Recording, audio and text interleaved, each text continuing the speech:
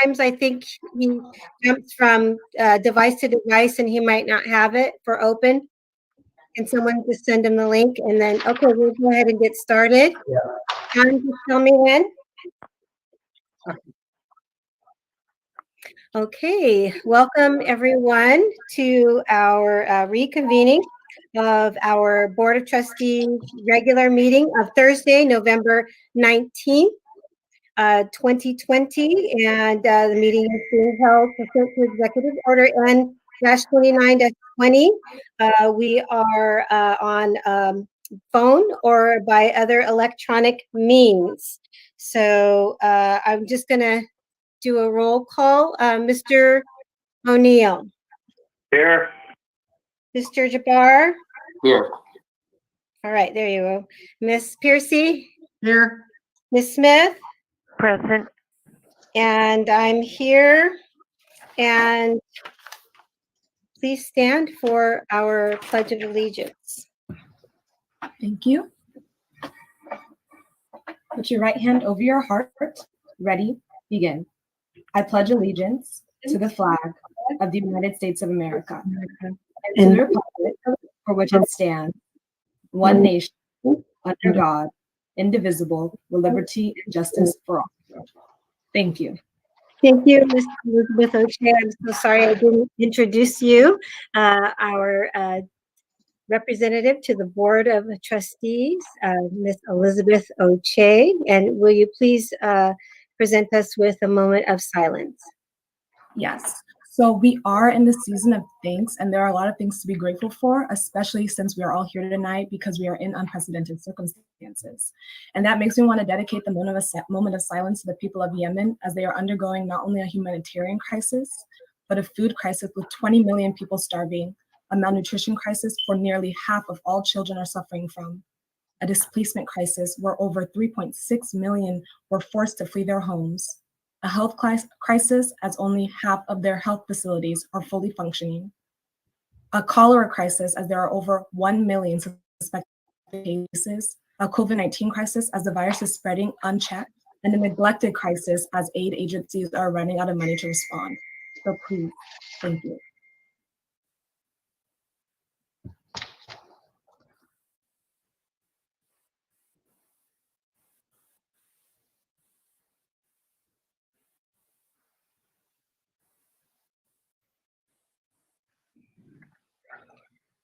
Thank you, Ms. O'Shea. Thank you. Now, may we have a closed session report read by our trustee, Ms. Catherine Smith. Thank you. 4.1, no reportable action taken regarding public employee performance evaluation, superintendent. 4.3, no reportable action taken regarding personnel. 4.4, no reportable action taken regarding negotiations. 4.5, the Board of Trustees unanimously voted to appoint Dr. Nancy Nguyen as Assistant Superintendent, Business Services. 4.6, the Board of Trustees, by a vote of 5-0, approved the settlement agreement in OAH case number 2020090646, resolving all issues in students' due process complaint by conducting assessments and proving $6,000 in reimbursements. Thank you, Ms. Smith. Mr. Superintendent, would you like to do the honors of introducing our new Assistant Superintendent? Yes, thank you, Madam Chair. It is my honor to introduce to the district our new CBO, Chief Business Officer, Assistant Superintendent, Nancy Nguyen. And Nancy, I noticed you have your family there, so welcome aboard to AUHSD. Thank you so much, Madam President, esteemed board members, Superintendent Masuda. I want to just say a few words. I'm so thankful and I'm so grateful that I am able to join the AUHSD family. I have my husband here with me tonight, Daryl, my daughter, Lena, she goes to Oxford Academy, and then my youngest one, Kylie, she's in 5th grade. And so we just wanted to let the board and the superintendent to let you know we're really, really excited to join the family.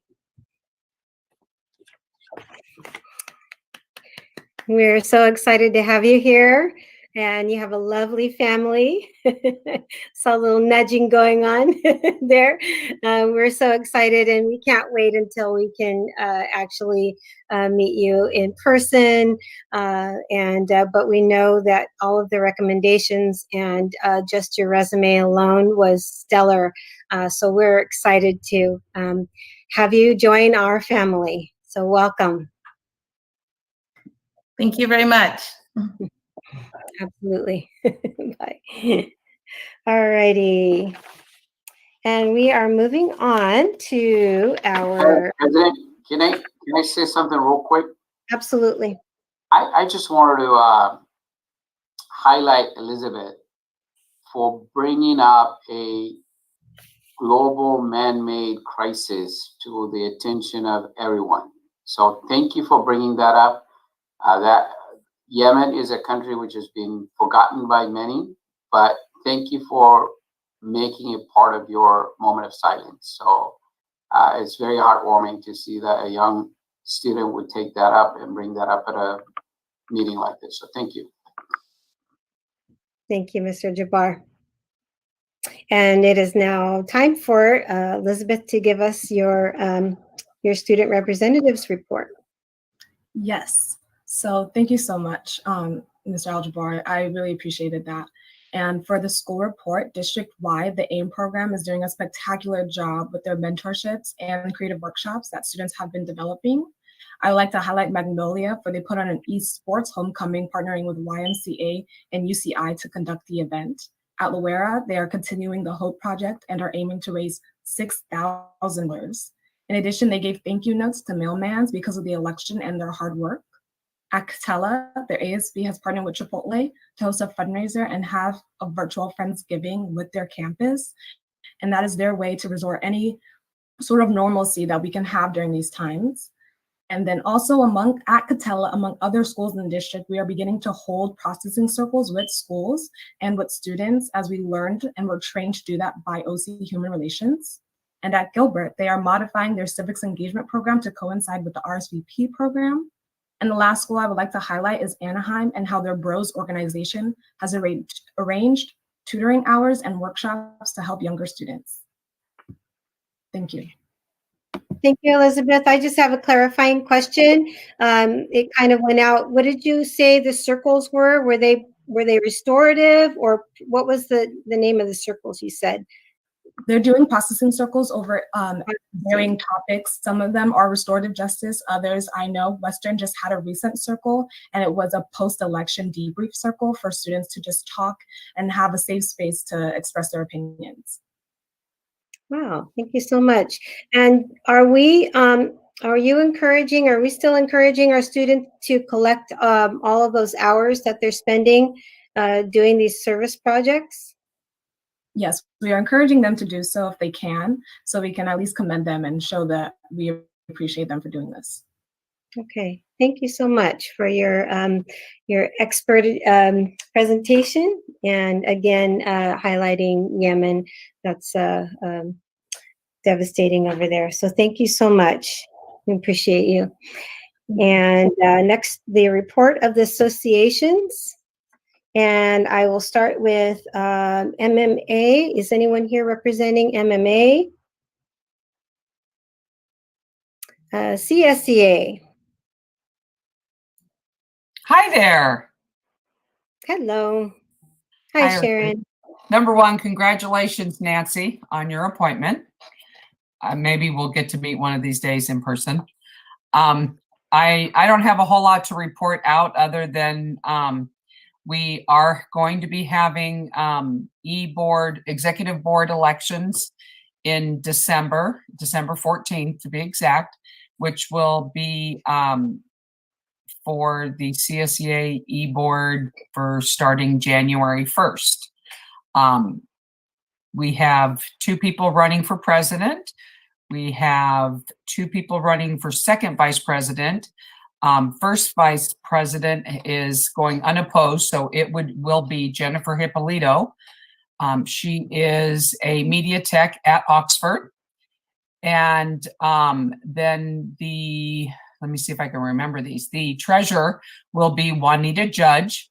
She is in accounting. And the secretary will be Jamie Kirchner, who is an instructional assistant at Magnolia. And the other 2 will have to vote on. I will no longer be doing it because come January 2022, I will be retiring. So it's time for some young blood and other ones to take the reins. And hopefully I'll be there for a year, so I'll be able to help them with anything they might need, should they have any questions or what have you. But my time's almost up here, so that's it. We appreciate all the time that you've spent advocating for the classified employees. So thank you, Sharon. Thank you for your report. All righty. APGA, anyone representing APGA? Yes. Here? Yes, thank you. Thanks for recognizing APGA. I'd like to take the time to let you know that I created this PowerPoint just for this meeting. I've been in several meetings this week, and here's the pointing and there's the power. I just wanted to talk a little bit about the 6 C's in our districts.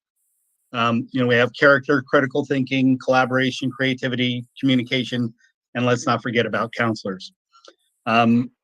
I downloaded this report from web reporting today, and I noticed we have some schools that have been doing some outstanding communication with their students. Ball Junior High has communicated with their students almost over 10,000 times in the area of academics so far this year. Magnolia, over 21,000 times. CYPRESS is the grand winner with over 59,000 entries in ARIES where they've been contacting students. So kudos to those programs, and those counselors have been working very hard. I was at a meeting yesterday in regards to the master schedule, and we looked at the differences between the amount of schedule changes that have happened from last year to this year. And I think we did a very good job of recognizing Brookhurst and all their hard work, but I think we'd be remiss if we didn't point out the fact that Lexington, Orangeview, and Sycamore did a fantastic job. All about 5% of their students needed a schedule change, which was quite a difference from previous years. For example, ANAHEIM and Catella counselors during this time compared to last year, 5,000 less schedule changes. So that tells me that the district's implementing some great systems in place. So kudos to Manuel, Amanda, and Jaron for helping, and Carlos for helping us with that process. And importantly, I think that more efficiency for counselors during this pandemic, we're able to reach out to our students. I see a lot of web pages and communications going to our students on a weekly basis from a variety of different sources, and our counselors are doing a tremendous job. And I'm very, very privileged and proud to represent them. So good job, counselors. Thank you. Thank you, Brian. And they're lucky to have you as their leader as well. Thank you for your report. Appreciate it. All righty. Is anyone here from AFSCME?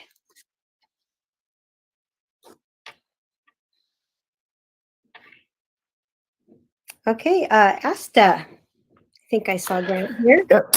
Thank you, Anne Marie.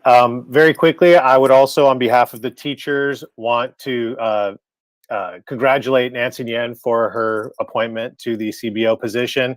And before my report, I also want to give a huge shout out to Aaron Baker and the payroll department, who not only have processed hundreds of temporary employees and gotten them all paid in the last couple of months, but also made sure that all of the ASTA members would have their retro pay and new salaries on their paycheck by before the holidays. So that was a massive undertaking, and we greatly appreciate that. For my report, I will start off just to greet everyone, our trustees, cabinet, as well as all of the teachers and community members viewing us online today. I'd first like to acknowledge the teachers, speech and language pathologists, and nurses who have been going above and beyond since August to innovatively support our students and families.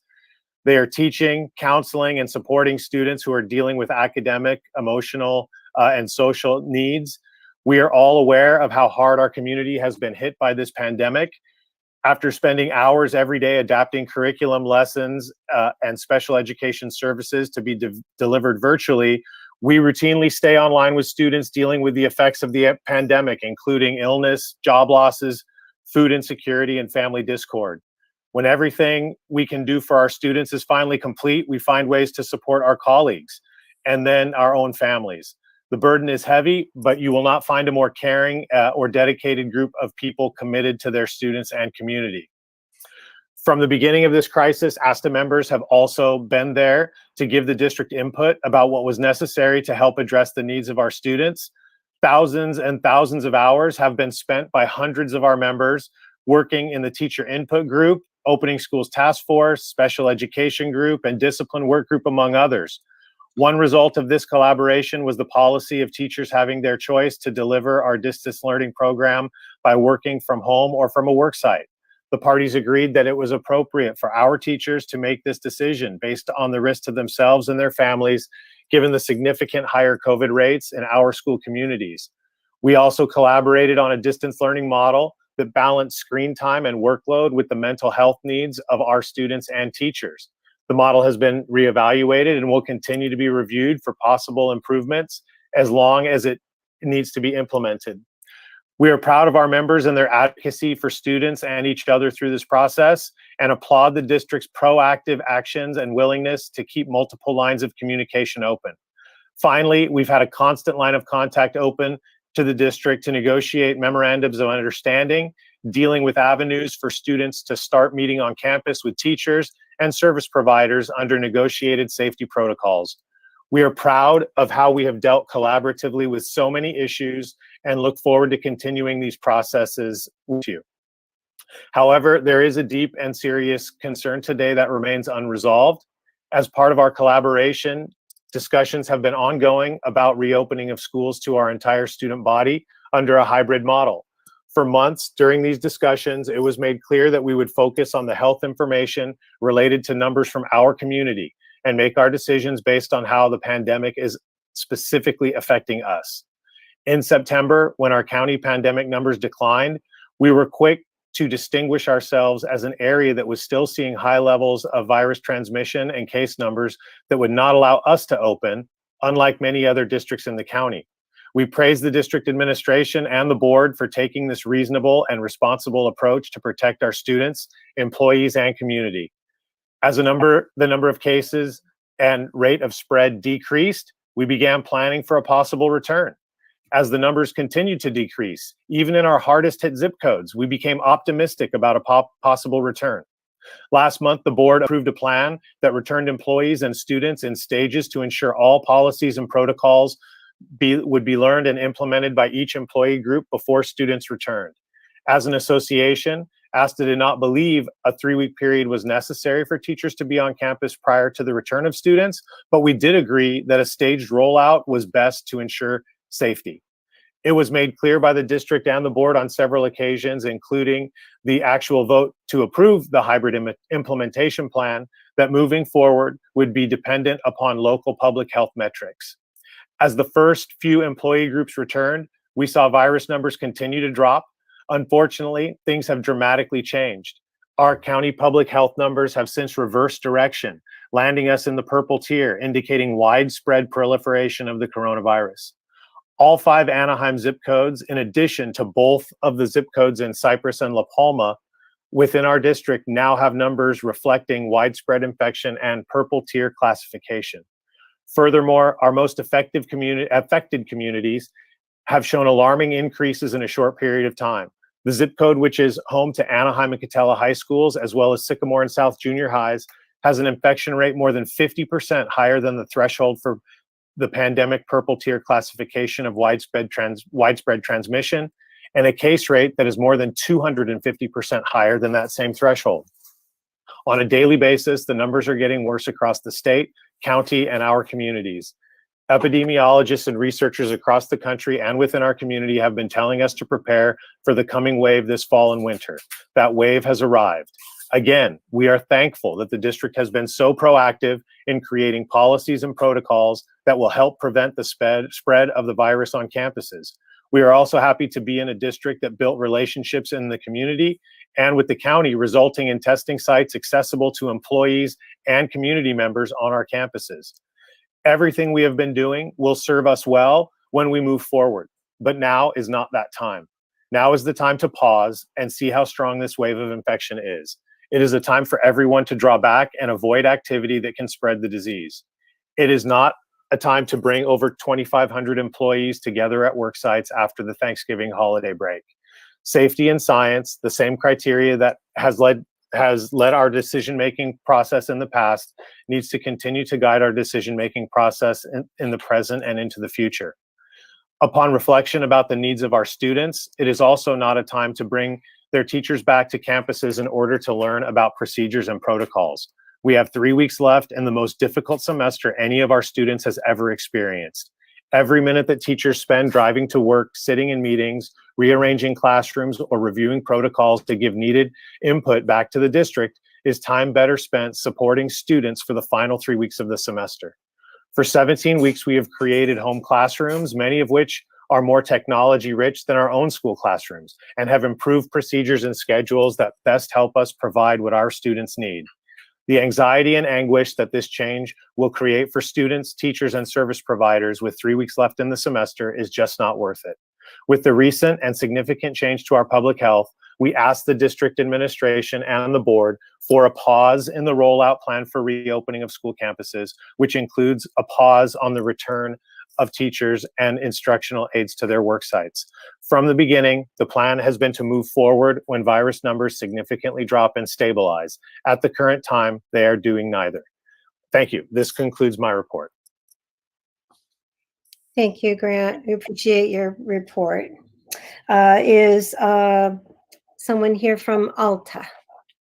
Yes, good evening. Thank you, Madam President, Randa Trejo, Board of Trustees, Superintendent Matsuda, Executive Board, staff, and community members. It's an honor to be here with you. We want to start, obviously, by congratulating Nancy Nguyen for her appointment. Looking forward to meeting you more and having you here be part of the AUHSD family. I wanted to share with you that we are at sites continuing to make the health and safety of our campuses a top priority. So we are continuing to get the sites ready for staff and students to return. So you can visit our campuses and see the added signage. We're also preparing more check-in stations, distributing and getting our PPE ready, supplies needed for the return of our staff and students, and then also making sure that whoever is on campus is following the safety protocols and guidelines that the opening task force and the recommendations are. And so we're really making sure that those things are in place. Also, on the other end, we are continuing our emphasis on student engagement and instruction. And so when needed, we are making home visits because we want to make sure that we're connecting with students. We want to make sure that they know that we're there to support them. And also we want to make sure that we connect them to services if necessary. So we, at all sites, have been doing home visits. Also, we have had site visits to discuss our LCAP recommendations, and we want to make sure that we're addressing the needs of our students now in this distance learning. We're working with staff inside on compassionate grading and practices and developing systems to support for students. We're also continuing to do our coffee with the principals and a lot of other parent meetings to connect them to our supports or workshops. We've done social emotional workshops. Also, we're continuing our parent leadership academies for parents so that they build their capacity, and also we can, again, connect them to the resources and services that we have. In addition, we've continued our collaboration with community partners. So we want to really give a shout out for all the community partners that have been stepping up, particularly food distribution. Those are much needed pantries that schools are offering. We also have had college and career events. So our community our college partners helping students in completing their college applications and making sure that they have experts. So we've been doing that. And also we've been working with OC Human Relations to build the capacity around implicit bias. And also, last but not least, we've been gearing already for the upcoming school year. So as Buck mentioned, really focusing on positive school culture and reaching out to our upcoming students, but also, you know, the junior highs going to high school, and really focusing our master schedule process and ensuring that we have those building blocks and that they're nurturing our positive school culture and they're student-centered. And so that is my report. Thank you so much for the time. Thank you. Hilda, can you, you said home visits. Yes. Can you just clarify that? Yes, so every single site is monitoring student attendance. And so when students are absent and have, let's say, 14 absences or more, and it could be less, it just depends. Our teams at the school sites are reaching out via phone, via email, because we want to make sure that we know what's going on. It's concerning to us that students are not logging in. And so when students are not responding and we don't get an email response, we're unable to connect. Administrators and sites have been sending teams to make sure that we connect with them, and we're giving them an attendance postcard, just reaching out saying, hey, we miss you. Please connect with us. We want to ensure that they have what they need. And so they are outreach engagement home visits. Social distancing, of course, and masks. Of course, yeah, and we don't go in. It is just knocking, making sure there's someone there, and handing an attendance postcard so that they can connect with the school site, because we have been unable to connect them. Maybe we don't have the right numbers, maybe we don't have the right email, and in the event that we're not able to connect in any way, shape, or form with a student, we want to reach out to them. That's remarkable. Thank you. Thank you for that report. My pleasure. That's making my head spin. So much work, and yes, we're making it work. Thank you, Hilda. Okay, moving on, and we appreciate all of our employees, and we just want to wish you a nice week off. Take a break and rest in the coming week. And next we have our PTA representative, Ms. Cruz Perez. Are you online?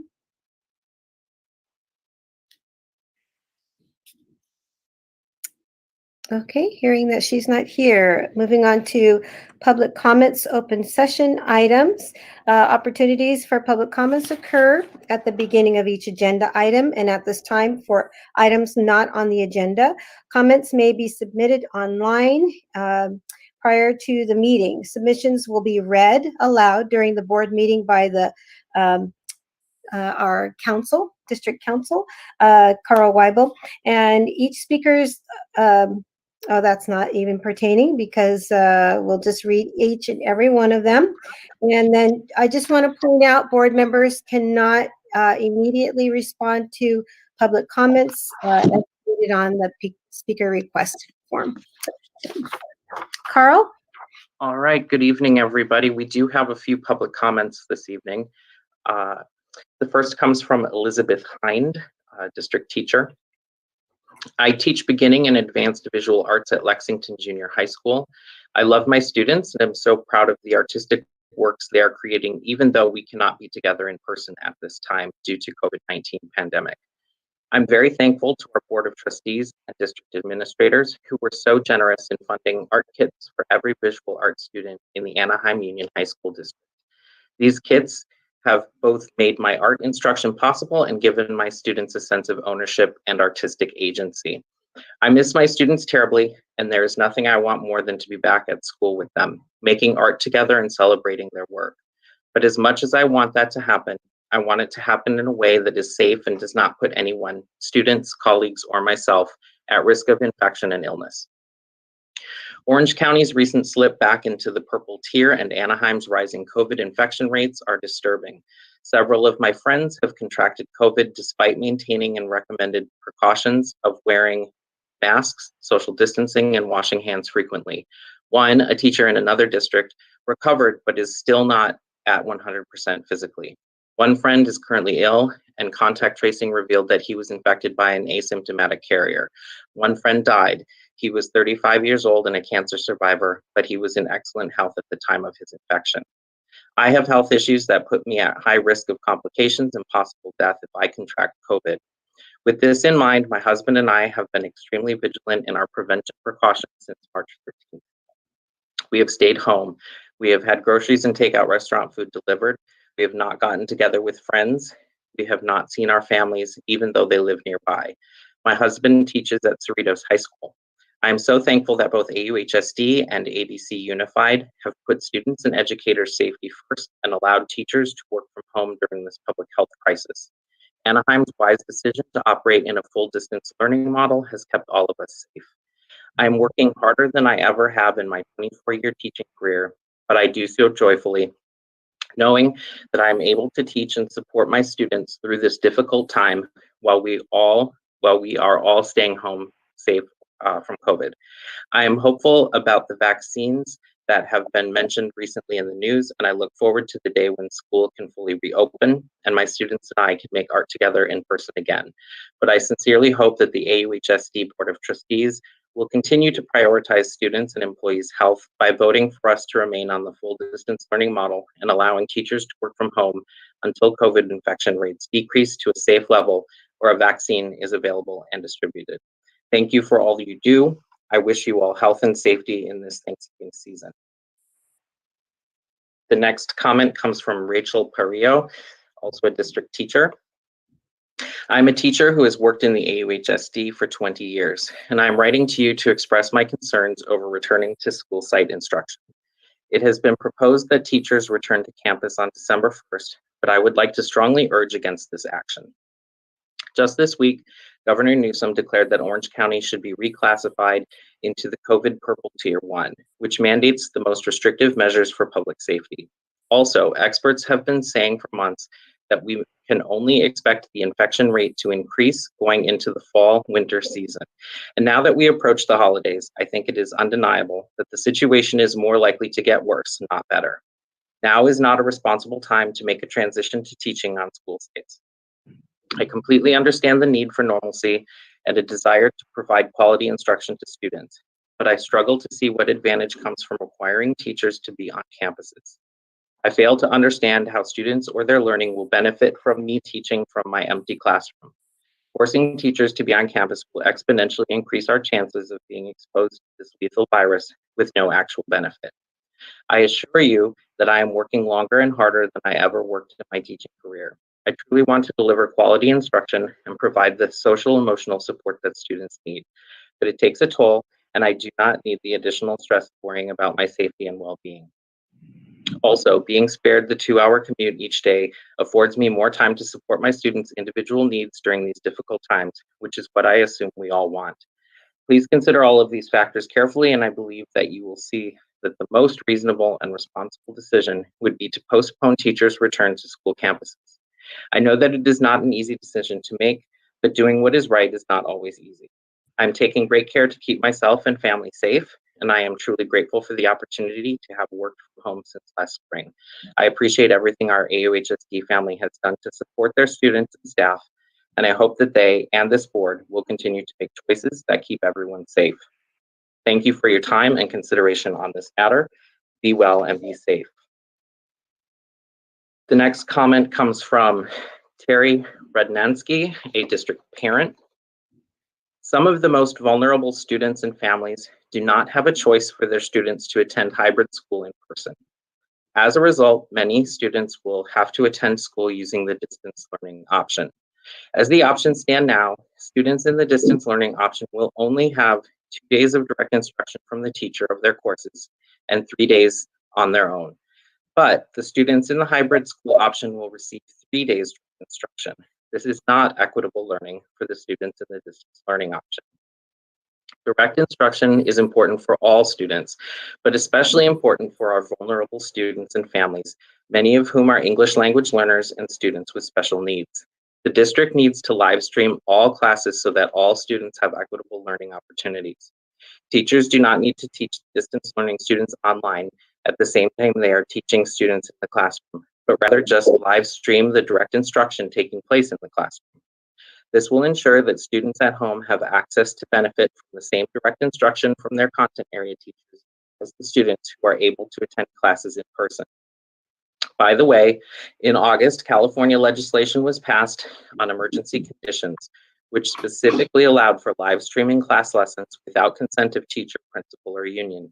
So the state considers live streaming an important option for equitable access to education. The next comment comes from Gail Tagoran, also a district parent.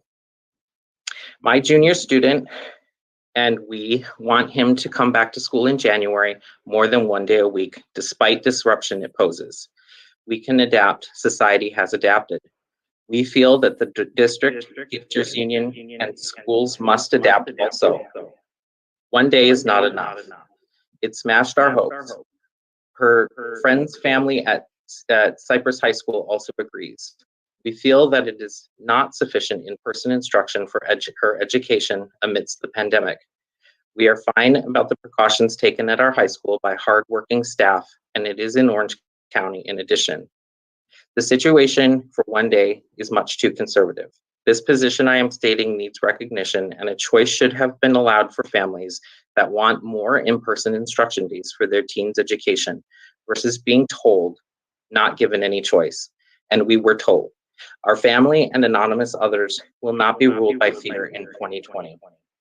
Fear, inflexibility, way too much conservatism, and not fully realizing or caring how this impacts students and families during their high school education memories was being behind this decision of returning to school in January only 1 day a week. We were surprised and angry. The superintendent, AUHSD, and teachers unions must act more freely, less conservative, more flexible, act on enacting families' desires, and act on not squelching students' hopes of their high school experience while in the pandemic.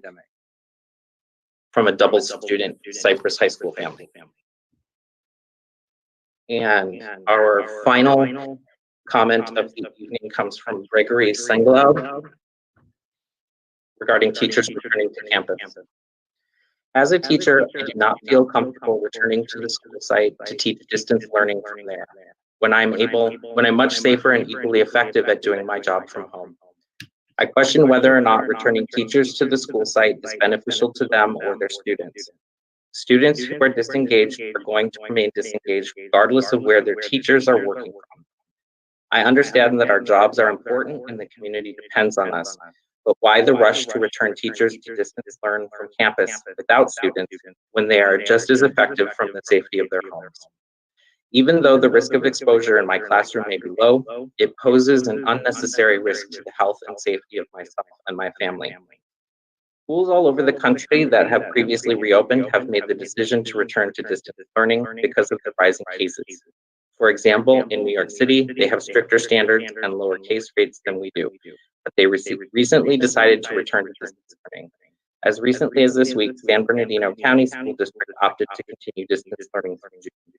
Perhaps we should consider being more cautious with respect to our returning to campus. And that is our final public comment of the evening.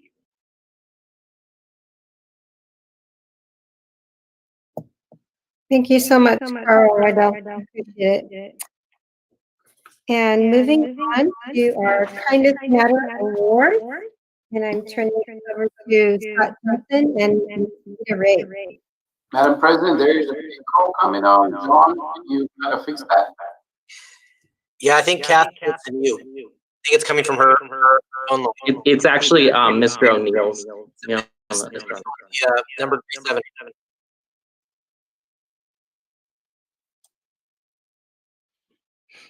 My sound is muted. Sounds better. I think you might have to put your phone on mute too. Yeah, it's coming from your phone. My computer is muted and so is my phone. Mr. O'Neill, if you could try pressing *6 on your phone. Is it Kathy? I previously did *6.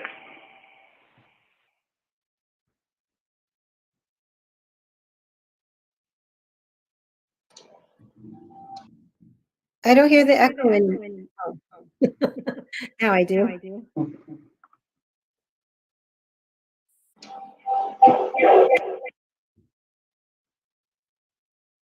It is muted, otherwise you hear that feedback.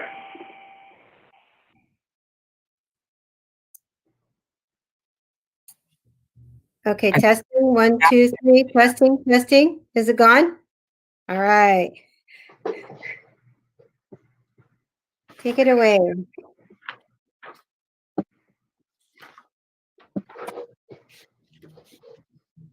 Good evening, everyone. This is Rita Ray, and I'm going to be going through our Kindness Matters awards. We have 17 recipients this evening. The Kindness Matters Awards began in 2011. Recognizing and celebrating kind acts is a priority of the Anaheim Union High School District and its Board of Trustees. We know that even the smallest act of kindness has the power to change the lives of our students, staff, and community. So with that in mind, today we honor 17 individuals nominated by a student, a staff member, or a community member. The recipients are Kevin Hodgson, Principal, CYPRESS High School. Kevin's nominator writes that during Kevin's first semester as principal, he has shown genuine concern for the mental well-being of others by listening patiently and emphatically. He makes himself available anytime, 7 days a week.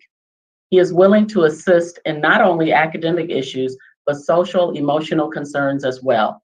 His demeanor provides staff with feelings of support, respect, and genuine care for everyone, and he creates a space that feels safe and welcoming for all. Daniela Valdez, teacher, Western High School. Daniela works in special education, and she volunteers to share, teach, and coach people from other departments. She works countless hours after school to mentor, assist, and support students' classes, assignments, grades, and overall well-being. According to her nominator, Daniela does not think of herself, but of the welfare of her students. Janelle Padilla, teacher, South Junior High School. Janelle is a dedicated teacher, not just with her classes, but with the entire school, writes her nominator. Janelle began the Student of the Month program at South, which has led to an improvement in students' performance, both academically and personally. Janelle also sends out recognitions to the staff, acknowledging their hard work during this time of distance learning. Terrence Rollerson, teacher, Kennedy High School. Mr. Rollerson goes out of his way to support all students and his fellow teachers, according to his nominator. He is an advisor to multiple clubs, such as the Christian Club and the Key Club, which takes a tremendous amount of time and effort. He is one of the kindest human beings I have ever met. Terrence assists the Apex Math students who need additional help to give them confidence and to help them graduate from their classes. Terrence lives his life in service and with compassion for others, and he never expects anything in return.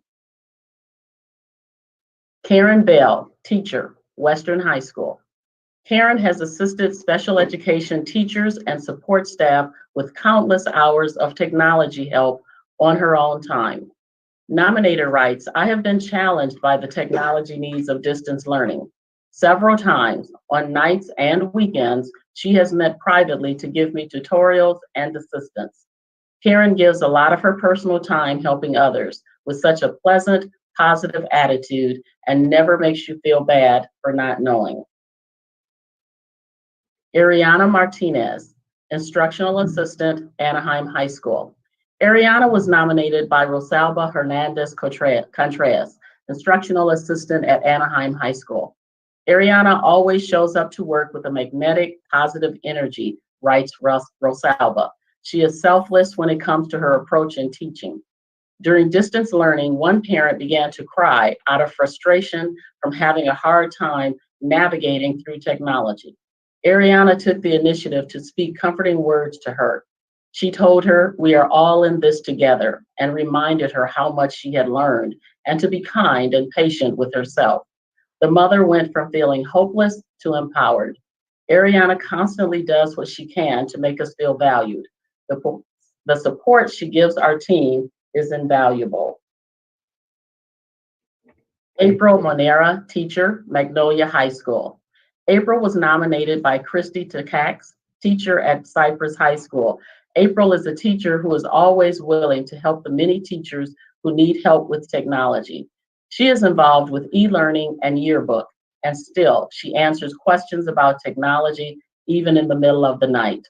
She continues to answer calls, emails, and texts while keeping in control of her own workload. Nominator Christy says, "Knowing April is available helps keep us sane and relieves our stress." Shelley Cruz, parent volunteer, PTSA president, event organizer. Shelley was nominated by Lydia Puente. Ms. Cruz is always prepared to support Orange View Junior High School on any front, according to Lydia. She became the PTSA president despite her uneasiness and lack of experience. She makes the campus more appealing by decorating the window alcoves and organized several fundraisers throughout the year. Ms. Cruz is always ready to support any school program in a moment's notice. She is an example of AUHSD parents who come in and volunteer to take on needed leadership roles. Orange View is very lucky and proud to have her. Jack Gupton, teacher, Walker Junior High School.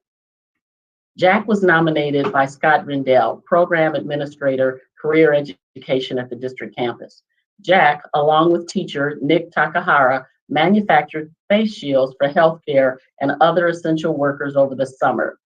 They provided over 1,000 face shields for Anaheim Union High School District parents and students, as well as AIM partners in the healthcare field. Our district PTSA gathered donations as well and should also be included in the recognition. Jack and Nick spent countless hours at home and on their school sites to manufacture the face shields and deliver them to Scott. And now the other director, Scott Jensen. Our next recipient is ERIK Greenwood, Chief of Technology Officer at the district campus. The nominator wishes to remain anonymous, but she writes, "When we began work in August, it became very clear to me that Mr. Greenwood never sleeps. He received emails from Mr. Greenwood at the most extraordinary times, like the middle of the night and on weekends. He constantly updates us on Schoology issues, Aries issues, and he troubleshoots and rolls out new tools for our use. He's behind the scenes making sure teachers and students are supported and be able to make school happen every day. Thank you, ERIK." Rory Jimmerson, custodian at the district campus. Rory was nominated by Kevin Moffitt, publication technician in graphic arts at the district campus. He writes, "On September 10th, I suffered a stroke between 5:30 a.m. and 6 o'clock a.m., but didn't know it. After arriving at work, I attempted to speak to Rory, but I was unable to talk, and I was embarrassed to walk away. Rory could tell something was wrong, and he went out of his way to check on me. After following me into the print shop, his suspicions were confirmed. I was not well. He ran to my supervisor and told him to call 911. The paramedics took me to UCI Medical Center for stroke protocol. Every day I wake up and thank God for putting Rory here. He saved my life. I am blessed to say that because of Rory's heroic actions, I have recovered 90 to 95% and will hopefully grow old and see my grandchildren." THANYADA McClaskey, student at Kennedy High School. THANYADA was nominated by a student who writes, "I've known THANYADA since 8th grade. She is involved in Key Club and does everything with such a positive attitude. I was a new kid, and she helped me feel comfortable with a group of people I didn't know. Another time, I had a presentation to do, but my shirt had gotten wet. THANYADA was willing to let me borrow her hoodie for the presentation. She is really the kind of person who puts others before herself. Jennifer Coleman Zinn, teacher at Kennedy High School. Ms. Coleman was nominated by a student who writes, "Her bubbly and welcoming personality instantly made me feel safe and comfortable in her classroom. She brings light and goofiness to the class while remaining strict when she needs to be. She is an absolute delight. I personally struggle with certain health issues. Ms. Coleman informed us that there was support for my issues at school, which I'd never heard from a teacher before. I feel she truly cares about each of her students and strives to make each student feel cared about. Ms. Coleman goes above and beyond because she integrates health supports in her classroom. She does not have to, but she takes the time out of her day to try and connect with us." Alan Meza, student, Kennedy High School. His anonymous nominator says Alan is always there when they need him, even when he is going through his own issues. He goes out of his way to defend others and to care for those he cares about. He never hesitates to listen to what I have to say, whether it's a minor inconvenience or not. Alan always has positive intentions, and that he cares about always, and that he always knows that someone cares for him. Eric Okula, teacher, Kennedy High School. Kindness is a way of life for Eric Okula, writes his nominator. His friendliness, organization, and exceptional ability to explain and simplify information helped catapult me from being a new and unfamiliar to being prepared and knowledgeable. His outstanding work ethic has not only played a significant role in making students transition from the seat-based instruction to distance learning less stressful, but he has also generously shared his strategies and systems to help make other teachers' jobs less overwhelming during this unpredictable and challenging school year. In addition to the school day, Eric spends countless hours of his own time communicating with families and finding ways to make learning from home more accessible for students. He created how-to videos, interactive notes, and provides hours of one-to-one virtual support to meet the needs of students. RANA MUNCY, community member, director of missions at Saddleback Church. RANA was nominated by Maria Trujillo, faith specialist at Savannah High School. RANA and the entire team of volunteers from Saddleback Church has done an incredible job with food distributions to our families throughout the district. RANA has been a ray of light every time her and her team of volunteers have come to our campus to serve our families. She always treats every family with a smile on her face, kindness, and empathy. Maritza Bermudez, Latino Health Services. Maritza was nominated by Tanya Garcia, Community School Coordinator of Instructional Services at Anaheim High School. During a care package distribution event held at Anaheim High School, Mrs. Bermudez secured a donation for 1,000 boxes of produce to be given to our families in need. She has also coordinated milk and food distributions for the Vine, Bush, Rose neighborhoods that provided sustenance to thousands of children every week. Mrs. Bermudez knows her community extremely well and is able to anticipate its needs and immediately take action. Her work further reflects her commitment to the AUHSD community and goes above what is expected of a parent volunteer. On behalf of our Human Resources Department and the entire district, we sincerely would like to congratulate all of our Kindness Matters recipients. We thank you for all that you do for our communities, for our students, and for our schools. You truly make a difference. Thank you.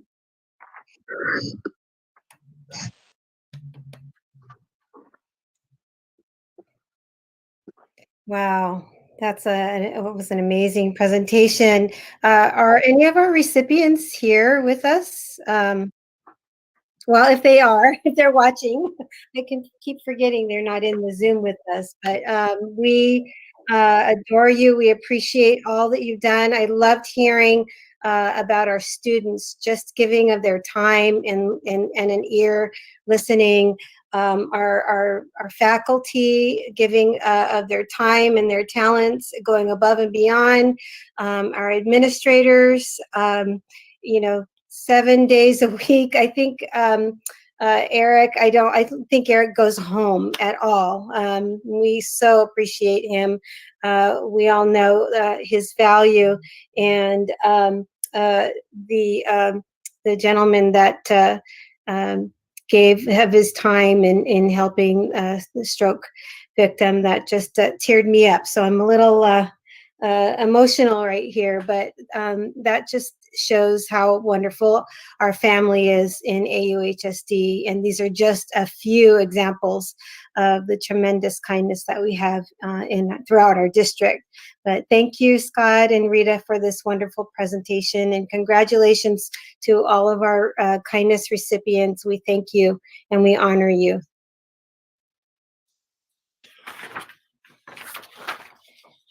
Okay, moving on to presentation 10.1. Colleagues, is it okay if we move an item up? I'm not sure how long we're going to be tonight, and Elizabeth Oche may have some homework to do. So can I make a motion to bring up 11:18 so she can vote? So moved. Okay, I'll second that. Roll call vote, Mr. O'Neill. Where is he? No. Mr. Jabbar? Aye. Can you just give a thumbs up? Ms. Piercy? Aye. Ms. Smith? Aye. Okay.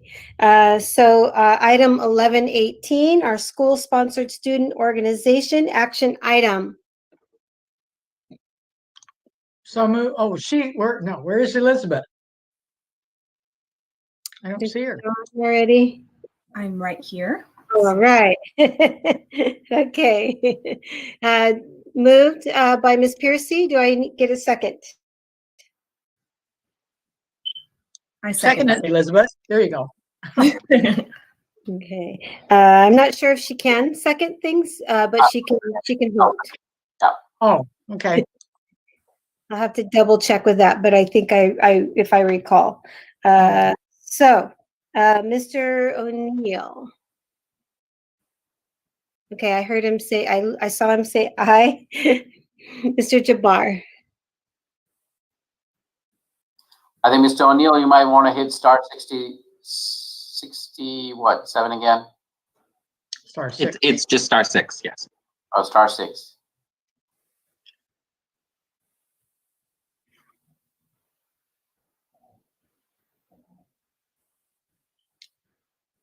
All right, in any case, I say aye.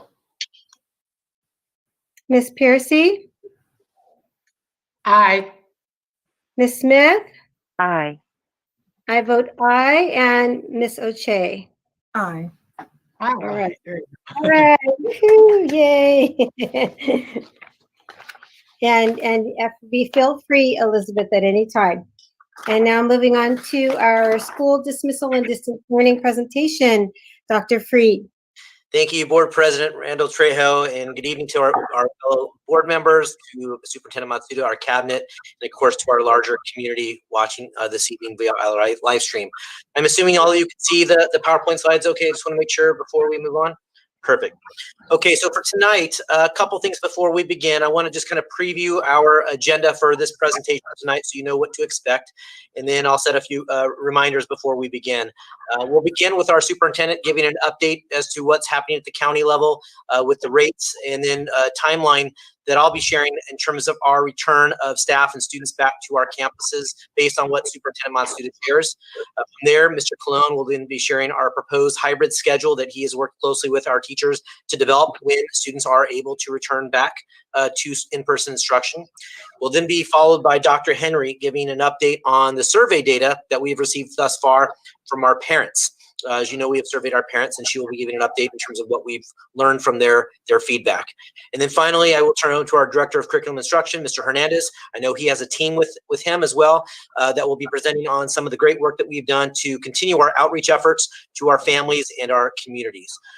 Before I turn over to Mr. Matsuda, just as a reminder for the flow and for those who are watching us via live stream, I kindly request for our board if you could hold your questions, comments till the end of the presentation.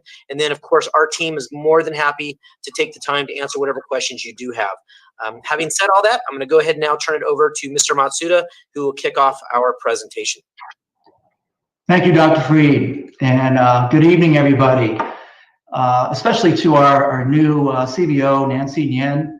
I know that you're coming from other districts, and of course, AUHSD is a very special place with a very special culture. I'm sure you are seeing that, and especially hearing about all these wonderful stories with our Kindness Matters. And that's just the tip of the iceberg, because we have so many wonderful, caring people here, as you know, and I think that's something that really drew you to our district. So we are also, I mean, despite the fact that we cover 30,000 students across 5 cities, we are a district that really believes in democracy as well. I think you know that we are a democracy district with 15 schools. And what that means is that our board and our cabinet knows that we serve our constituents, our parents, and our students, and it's not the other way around. And we've listened very carefully to all of our constituents regarding the return to schools. And as such, that we have decided to postpone the December 1st return to school day for teachers and the December 7th day for the classified folks. The board will be having a special meeting on December 1st to determine the calendar towards the end of the year.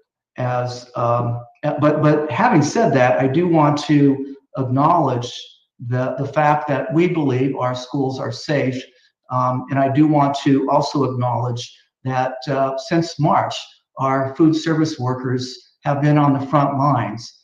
Since the summer, when we did have the surge, our custodians came back.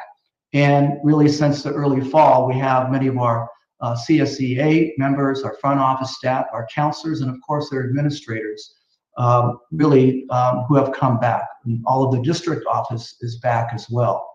I do also want to point out, too, that the superintendents have been meeting regularly with Dr. Clayton Shell, and you may have seen his name in the papers because he is the Chief Medical Officer for the County of Orange. So we have we meet every Friday, all the superintendents, and the discussion, of course, was about the purple tier, what that means. And I'm sure that you guys do recognize that the purple tier, once you're in the purple tier, we cannot open to schools for students. However, the schools that are already open, which is most of Orange County, can remain open. And after learning about that, the Clayton Chow, Dr. Chow, asked the superintendents for a poll, a survey. This was just past Friday, of whether any of the schools currently open would close. And none of them are closing, including 3 of our feeder districts and virtually all of the districts surrounding us. So they currently have students and staff, in some sort of hybrid model. Now, having said all that, we really believe in working very closely with all of our constituents. And as Mr. Grant Schuster said, that we have done that. We've been very careful about every decision that we've made in collaboration with all of our constituent groups. So, and we're very proud of that because we are very, very close to all of our people, our parents and our students. And while we don't agree on a lot of these things, and we know much of the country is split on this, we do, I believe we've made the best decisions on behalf of the safety of our students and staff. So I, once again, before I return it back to Jaren, just want to reiterate the fact that the December 1st date has been postponed to be determined, and the board will be having a special meeting on that day to determine the rest of the calendar. So again, want to thank all of our folks, all of our employees, and especially our teachers who have been so amazingly creative and innovative. And I mean, and the teachers know it's not just them, as you heard from the Kindness Award, our classified, our custodians, everybody in this district has worked so hard, prioritizing students and families, feeding them, taking care of social, emotional needs, and taking care of each other. And that's been my message, that before we can take care of others, we really need to take care of ourselves first. And I want to put out, on behalf of the board, a heartfelt thank you to all of our employees for doing just that. So, Dr. Freed. Thank you, Mr. Matsuda. And just so the boards can see, here's a visual of what Mr. Matsuda just referred to. So when we meet on December 1st, I know we'll talk more in depth about the plans moving forward. You'll notice the to be determined are the groups that were next in line to return back via our phased or staged approach. What you also see is the January 4th, 5th, the January 6th, and January 11th dates italicized. The reason that is italicized is, as Mr. Matsuda had indicated, because we are in the purple tier right now, if that remains, or we don't have the 2 weeks of clearance in the red tier before those dates, we are not able to return our students. So this will all be dependent upon the guidance we get from the county and the state in terms of what those dates might look like moving forward. Again, we had that there as a visual for you, just to remind you in terms of when we were looking to bring back students had we remained in the red tier, but now that we're not, this could change based on how the rates progress throughout our county and the guidance that we receive. What I would like to do now is I'm going to turn over to Mr. Colon. He has done great work with our teacher input group and our opening schools task force. They have been working closely to revise our proposed hybrid schedules. So he's going to share a little bit of the work that we've done, and that what we're looking to do should we return, or when we return to some type of in-person instruction. These are the schedules we're looking to use moving forward. So Mr. Colon, I'll go ahead and turn it over to you. Great. Thank you, Dr. Freed. And as Dr. Freed said, a lot of work has already been done. I want to thank our Opening Schools Task Force, who met all the way through the summer to really prepare for the start of school, coming up with the different models, both in terms of a hybrid model as well as a virtual model. And as everything has gone, as we've received new guidance, we also have adapted and adjusted and improved our models that we initiated back in July.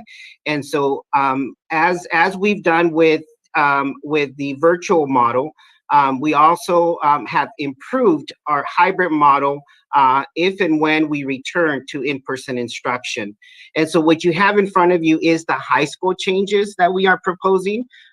So if you look at the top of the page, you will see that we have added a Friday synchronous day from our original model. So currently, our proposed model is that on Monday, it would be a synchronous day for all classes.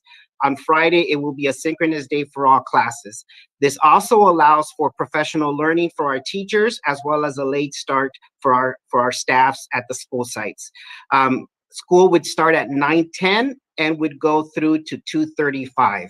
So that is Monday and Friday, and they're synchronous, which means that students are at home and teachers are teaching virtually. For Tuesday, Wednesday, and Thursday, it remains the same as we have proposed, which is to divide our student population into thirds. This will allow us for an increased safety of our students, to ensure social distancing, and to allow for smaller class sizes. So on Tuesday, we would invite our cohort A to the campuses. On Wednesday, we would invite our cohort B to the campuses.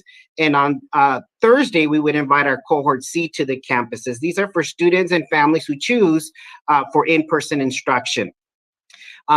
We also have a live check-in, which is required by the state, that we check in with all of our students every single day. So the live check-in will continue to be second period for our high school students. If you notice the schedule, this is actually a early release schedule, which means that students would start school at 7:55 and would end school at 1 o'clock, and they would do grab and go lunch and would go home from there. The afternoon would be asynchronous. So again, this is Tuesday, Wednesday, and Thursday for in-person instruction. So this is the hybrid proposed schedule for the high schools. For the junior highs, the proposed schedule, again, we've added Friday as a synchronous schedule from our original schedule, and it allows for teacher professional learning in the morning, and then for school to start at 8:55. This is virtual, and end at 2:35. Again, virtual. So this is Monday and Friday.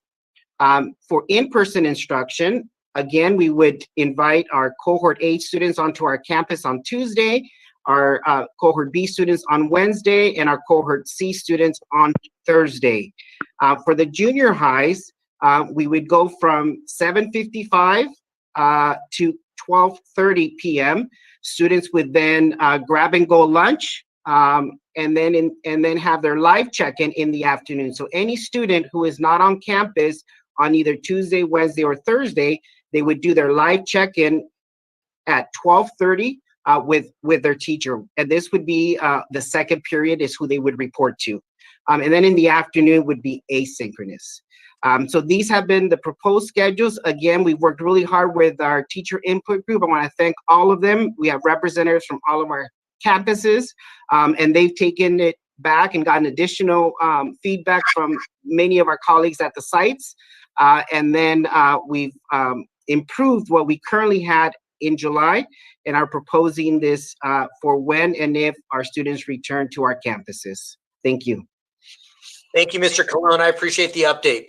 We're now going to go ahead and transition to Dr. Henry. As you know, she has been leading our efforts in surveying our families throughout this time. So she's going to give you a report in terms of what we've collected from their input thus far. So Dr. Henry. Hi, good evening. Thank you, everyone. As you know, in October, we conducted 2 surveys as more of a check-in model to see what our families' needs were, as well as staff. We did a staff and a parent survey to assess needs, gauge comfort levels with different models, see how things had been going in distance learning, and also ask about levels of communication. This survey, as a follow-up, is different, however. We launched this survey because we felt we needed to get some real numbers to see if we are safe to open in January. Were our parents wanting to send their students to our hybrid model or have them remain in distance learning? Next slide. So this was the process of how we rolled out the survey. The survey launched on November 9th. Emails were sent to parents prior to the survey. We tried to do some front loading the week before in order to give them time to review the options. There were links. There was a description of the hybrid model as well as the distance learning model, and then links to our Cambridge Virtual Academy, as well as our different independent studies options, including Polaris, Kennedy Independent Studies, and Catella Independent Studies in AUHSD. Our survey was translated into 4 other languages other than English. It was sent out in Vietnamese, Korean, Spanish, and Arabic. It was sent out via email, social media, site newsletters, and we really tried to have multiple ways that we were communicating about this survey. Sites had created presentations to share with parents if they needed more information than what was described in the email. So we had most sites use the same slides, so it was a very aligned presentation describing the different options and what parents needed to do to fill out the survey. And then reminders were sent out every few days and are continuing to be sent out so parents can complete the survey. Next slide. So our participation so far is 18,446 when I ran the data at noon today. Just a few minutes ago, we had an additional 140 responses. We're now at 18,585 responses. You can see the breakdown by school of the responses, and we are monitoring that and sending these graphs out every day to our to many of our different stakeholders, to all principals, assistant principals, our family and community engagement specialists, as well as senior admin, our registrars, our attendance clerks are all getting daily updates of participation. Next slide. So as of right now, and it it has remained steady for the most part, although we are seeing a little bit of an increase since we were announced in the purple tier of families wishing to remain in distance learning. But overall for our district, 53% of families are saying they would prefer a hybrid model if it is safe to do so in January. And 41% of our families would prefer to remain in distance learning at their home school. As I stated, other options were listed, including our Cambridge Virtual Academy Independent Studies programs. And there was also an other option, and 6% of our families selected one of those. Go ahead, next slide. So just to let you know how we've been communicating with our sites, there have been, every other day, we have been downloading Excel files of all responses, including those that are selecting other responses. And it has the student's ID number, name, parent contact information, and what the selection was. We're doing this so that if parents have been calling to say, did you get my response? Have I filled out the survey? And they were also doing outreach. Every other day, this was updated. So they had files divided up by school of every student who had completed the survey. Also, dashboard screenshots, which you saw a few of the district screenshots, but they also were created for every single school. So there are over 20 dashboards in our Qualtrics system that our administrators have been given access to. So they could also monitor live data every day for their own high school to see where their responses were and where the decision and if it were changing. Our end goal in this is once the survey is closed, then we will be uploading this information into our area student information system. And so that will help us with scheduling, making sure that our numbers of students that want to return to a hybrid model, we're able to keep them distanced and that our numbers are balanced. And also, once that information is uploaded into our student information system, we will continue to reach out to families who have not yet completed the survey. Thank you. Thank you, Dr. Henry, for that update. I now want to shift to Mr. Carlos Hernandez, our Director of Curriculum Instruction team. We're going to walk how we are engaged. Thank you, Dr. Freed, and good evening, everyone. Good evening, board, cabinet, and guests. We're excited to share with you some updates on what we are doing in terms of engaging our families during this challenging COVID and distance learning time. I do have a team with me. I wanted you to hear directly from those in the trenches. So we have two family community engagement specialists that will share in understanding of Virtual Parent Leadership Academy. That's Sylvia Van Wy from Walker and Hope, our family community engagement specialist, and Carlos Horacio Hernandez at Oxford Academy that will share as well. We also have one of our community school coordinators who's working as an interim coordinator for family community engagement, Araceli Huerta, that is also in the room if there are any questions about our systems. We want to share with you our community schools data. This is how we are approaching our community, right? It is our community together. And I know, next slide, Dr. Freed, if you can. There we are, thank you. We have three sort of buckets and emphasis as a system, what we are doing to support our community through this responding to COVID, through this challenging time. Starting in July, we started working on, I'll start from the last one, testing, COVID testing at 4 different school sites, now mainly at Anaheim High School and Magnolia High School, a little bit at Western High School. But we've had as of last week, or 2 weeks ago, November 6th, 37 different clinics, mobile clinics. That's how many, tested, and that's the positivity rate. And so, our families have been using and are very, thankful and grateful to have our partners in the community be locally, available to them for the testing.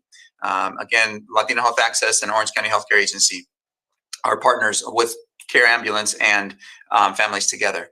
Back up to the top, care package distributions. This is a system of support with many community organizations helping us out to be able to deliver, as of, again, last 2 weeks ago, about 1,600 families attending, receiving care package items that are in need at home. 8,800 or more than that individuals reached. Look at the unemployment rate of those that have been able to be served. 32% unemployment and 72% have been affected by COVID. So we're reaching the right families, and that is the good news. And we will continue to have these care package distributions. In fact, we had one this week that wasn't represented in that data. Food distributions, we've had over close to 20,000 families served. This is with our partners, Saddleback Church and ICNA, Islamic Circle of North America.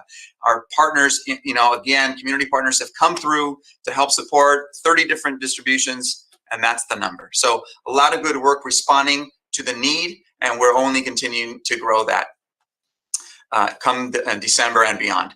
All right, and next slide is just simply, again, we've talked about the mobile testing events. This is the data from those mobile testing events, and as you see, there's an upward trajectory. Monday, we had over 400 community members come to the testing clinic, and we were averaging about 100. And so I know the need is there, and we continue to want to be available for those testing clinics. We will have open Monday as well of next week at Anaheim High School, even through during break. So that's good news. All right, we're going to shift over to College and Career Fair, and we're going to just go through data. Again, this is celebratory thanks to the efforts of our partners, our college and career partners, our folks in the trenches, our counselors, our administrators, our teachers. We had an amazing virtual college and career fair that was designed by a significant task group to be able to put this together. First ever, right? But we like to say very proud to be the largest college and career fair in the universe because it was huge. We had over 4,000 participants. We had over 111 live breakouts all day. And typically it's a college and career fair in the evening. It happens at the convention center. We shifted it and we went virtual, and we not only opened that component of it, which was the showcasing, talking to college and career partners, but we also had live sessions for the different topics to support students, their families about everything regarding college career, and it highlighted our teachers, it highlighted our staff on campus, and it also highlighted our college and career partners. Again, there's some numbers, again, celebrating that. Next slide, Dr. Freed. We also wanted to look at how did we do with our grade levels, who attended. So as you see, every single grade level attended. Senior high, obviously was senior high school, or seniors were the most that attended because they were thinking about in a few months, what do I need to do to be ready? But we did have representatives from all grade levels. And so next slide really shows the work that every single school did to get our students and their families there. Again, these are our numbers by site. Some stand out. And so the question was, well, goodness, what did Catella do? What did Dale do? Again, everyone worked hard, but we are learning from those best practices, those highlights. And again, huge shout out to our teachers because they accepted this as an assignment. They said, it's an asynchronous day. Go to the event, come and sign in, and we know that you've been working. We're going to count that as your engagement assignment on an asynchronous day. And so again, Catella High School, we're learning from those bright spots. Again, shout out to those stakeholders, but everyone, again, the key thing is everyone participated. All right, and next slide, Dr. Freed. Again, a big highlight was our Anaheim Collaborative, our pledge partners. Every single pledge partner, and they were the most popular live sessions. Cal State Fullerton in the house, UC Irvine, Fullerton College, CYPRESS College, and of course NCAA is always of interest to folks. How do you become an athlete, a college athlete? But those are the numbers, and again, those are the most popular sessions. We continue to increase the relationship and the trust, and our students and our families know this is who I want to talk to. I want to talk to my pledge partners because I know they're going to take care of me as I transition out of Anaheim Union. All right, so again, we're celebrating, and we want to continue to look at what we are doing to shift our supports with our families now. And so I'm going to turn it over to Sylvia and Carlos to be able to share with us how did we shift the Virtual Parent Leadership Academy, and then also we know we're thinking about our parent learning walks, and how are we going to shift the parent learning walks? And with you, we're going to have Sylvia go first with the parent learning walks, or Parent Leadership Academy. Oh, you're muted, Sylvia. Thank you, Mr. Hernandez. Thank you, Mr. Matsuda, and the board, and all of our guests here today. So as part of the team that helped to develop the Virtual Parent Leadership Academy in partnership with GEAR Up, we were looking at how we could help our parents transition from in-person to distance learning and help their students to be successful. And I know you got a sketch of what the modules would look like, the order of them earlier in the year, but here it is again, where our focus is helping them to navigate the systems, but also to understand that their impact in terms of engagement and the way that they help their students, support their social emotional health is key to their academic success and their well-being, as we often emphasize here at AUHSD. Can we go to the next slide? So this is a slide from our first module, and we emphasize parents' agency here in the district, knowing how and where to get help so that they feel empowered to advocate for their students. And we go through an exercise where we give several scenarios and ask them, after we introduce the different persons on campus and other agencies that they can appeal to. And so our parents interact with us, and it's just a fun way to display that. But it's an important exercise that we've carried through from the first Parent Leadership Academy that was, of course, in person in our campuses. But that's a big part of what we help parents with, is to identify the people and the resources that they need their students to be successful. And so that's what this slide covers. This was an important slide that comes from, and still is, but it was an important slide that we developed in collaboration with Tracy Olson, our curriculum specialist for students with disabilities. And this slide, it's really a video that we also translated into Spanish, working with Ms. Olson.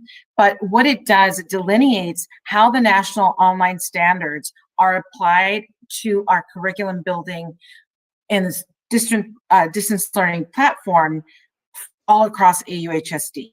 And what are the most pertinent aspects that parents can understand are and how to identify them when they're looking at their students' curriculum, or whether they're sitting side by side with them, as some of our parents have done, while students are in class, just because the circumstances bring that about. It is a fantastic video that she helped us put together. We all collaborated and brainstormed, but these are some of the national online standard points looking at excellence in education online. And we knew that as a team and as a district, we wanted to keep that high level of education, quality education, helping our students achieve their goals, even though we had to transition to this format. So that's what this particular slide covers. And as we've developed all of this, we've also developed our parent leaders.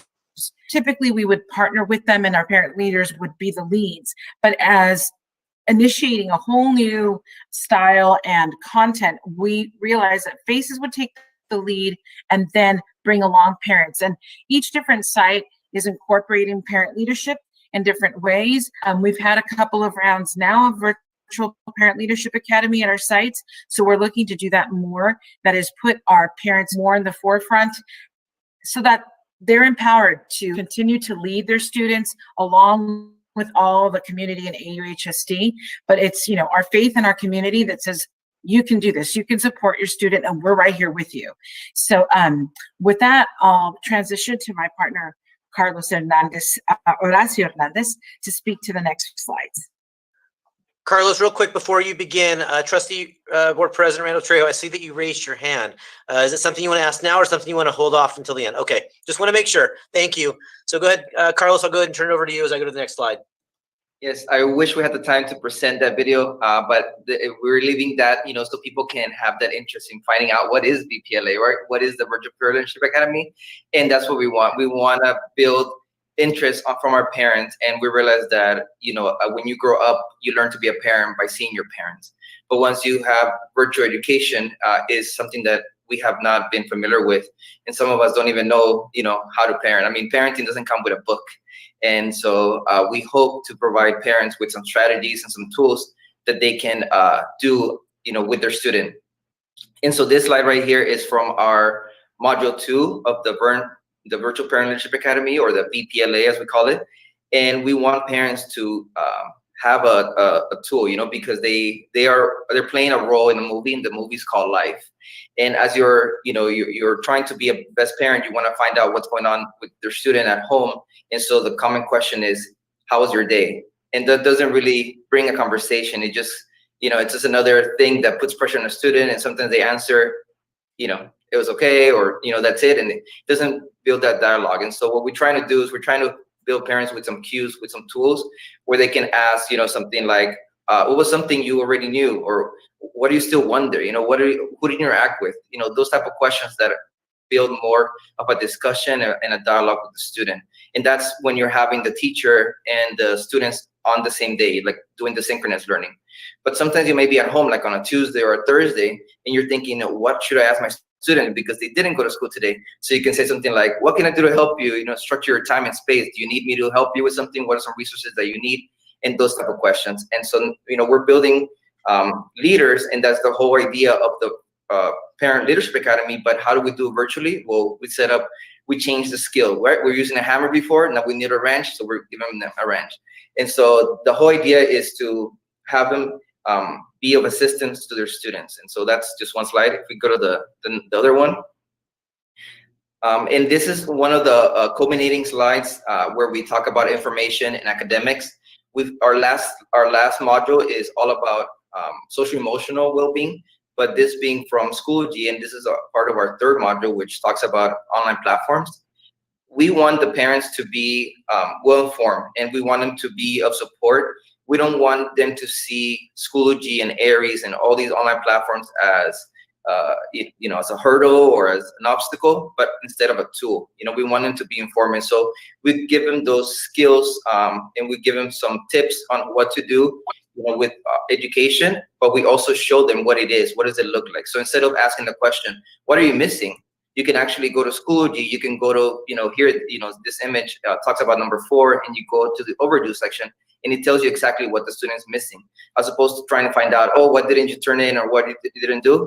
You have it all there. And so we try to break it down for them in chunks, and the feedback has been great. People have liked the Virtual Peer Leadership Academy, and today was actually our last session for some of us. We had 2 cohorts already, sort of what we call graduate, because they finished the sessions, and they asked the question, so what's next? Today's our last day, and I told them, my tier, I'm pushing them back in because we're done with this cohort, but we wish to give you more, but we just don't have it at the moment. We're building on more capacity. We want to build capacity from other parents, and we also tell them that they are the leaders now. They have the information. We want them to disseminate this information to other parents. And, we talking about collaboration, talking about passing it on, we also realized that this opportunity, if you want to look at the silver lining of this whole pandemic, has allowed us to collaborate and build on our partnerships. And so we have, instead of having, a VPLA in each school, we decided to do the feeder school. So we have the junior high and we have the high school working together. And so those parents are already interacting in a virtual space. And on the west side, we call it the west side, like Kennedy, Walker, Oxford. And this year, we even invited parents from the Cambridge Virtual Academy to join us in this collaboration. And so we gave them a tool of learning about the different things. And we realized on Schoology that they're not using Schoology, they're using eCadence. So we even collaborated with Ms. Spencer, who's one of the teachers who's developed and trained the teachers on how to use eCadence to teach our families about eCadence. And so all we want to do is we want to provide those tools, like I said, and we're trying to be with the zeitgeist, be with the current trends, be with what the parents need at the moment. And talking back about our feedback, they're asking for more digital literacy. They're asking for more technical questions. We invite them, or we introduce like the Google Suite and Google Docs, and they're like, wait, Google Doc, how do I do that? Can I learn it? And so unfortunately, we had to tell them, this is where we stop our training. This is where I can only introduce you, but we can follow up one-on-one. But we're probably gonna be doing some type of training or development for our parents to be more technical and more tech savvy, because some of them are, but they want the next level. What's next? And that's always the question, what's next? So with that, I'm gonna pass on the question to Mr. Hernandez. What's next? All right. Thank you, Carlos Silvia, for sharing your passion and your leadership and helping build capacity with our families and our parents. The last slide is simply this. We are, again, we started with our Virtual Parent Leadership Academy. That development happened in the summer, and the implementation happened in the entirety, basically first quarter, and now transition into sort of another round in second quarter. And we're going to continue this significant work because it is that valuable. We are now looking at embedding our virtual parent learning walk. Again, it's going to be virtual. The parent learning walk structure and functions that we are traditionally used to are those parent learning walks, where our parents are facilitated by our principals. Our parents walk into classrooms, they open the door, our teachers are welcoming them into the classroom, and they get to see what do you see? How does this, the teacher check for understanding? What are these questions? And so because we can't do that, we are needing to embed it in this virtual platform that is a successful model, that our feedback from our parents is that they love it, as you heard from our faces, and they want more. And so now our principals are going to help us facilitate the virtual parent learning walks in the very near future. We are finishing up the implementation, but again, this helps us build capacity in our parents to be able to, as you see in the goal, support learning at home and create that healthy tension between us and our community members, to be able to help us understand how teaching and learning helps students at home, and what is the role of the parents, and in that environment, as the parent learning walks are, we're used to that structure in a successful manner. And so we're going to be doing that in the very near future. All right. All right. Thank you, Carlos and team. So before I turn over to you, Madam President, just real quick, as we head into Thanksgiving, as you can see, on behalf of our cabinet, we can't thank and show enough gratitude and appreciation for our colleagues across the district, just the tremendous work they're doing to support our students and our families, and of course each other. All the way from our site administration to our teachers, our counselors. You saw our faces. I would argue all of our classified staff, our AFSCME employees, our M&O department, transportation. I can go on and on. Just the great work that's being done to support our families, despite the fact that we're in these unprecedented times. So with that, I'm going to go ahead and turn it back over to you and the board, should you have any questions for us to answer. Thank you, Dr. Freed, and thank you everyone for your presentations. I think I just got too excited and I was raising my hand like I want to be in that cohort. I want to learn technology. Thank you so much. I've been asking about that, how we were supporting our parents. So this presentation was exactly what I was looking for today. Thank you, Carlos, for those phenomenal stats. And I know everyone's working so hard to really outreach to our families who are in need. That 32% unemployment is just a horrific number. And so, but it just outlines just how desperate our families are. So thank you for those stats, and congratulations on the College and Career Fair. Such a successful endeavor. And I can't even imagine how you even began to put that together. So thank you to everyone for that. And board, if you had any questions, I will open the floor to that. All right, I have one here. I want to say too, Carlos, about the College and Career Fair. That's phenomenal. The numbers were great. I wondered how it would work, but obviously it was a smashing success. That's great. And I say kudos to the Catella and Dale teachers. Clever. Wow. I mean, and I'm sure every one of those kids enjoyed it and was glad that they did it. But I'm going to go now to Horacio. I have a question. You mentioned eCadence. Who is using eCadence? So we talked about the learning management systems that we have for the district. And so most schools, except for the Cambridge Virtual Academy, uses eCadence. So everybody else in Schoology, CBA uses eCadence. Well, that's what I thought, but I missed when you said it. I wasn't sure whether you were talking about some elementary school using it or whatever. So, okay, gotcha. Thank you. And Stephanie, thank you so much for putting that survey together very quickly. We asked for it and you did it. And it looks like people are still chiming in, but thank you. Those numbers really are significant to the decisions that we make as a whole. And really quickly, Manuel, if I recall, when we started the task force, the reason for the hybrid model, a lot of folks are asking, why hybrid, why? And if I recall, it was because we wanted to take a measured response and not just have, everyone on campus all at the same time. Am I correct in that?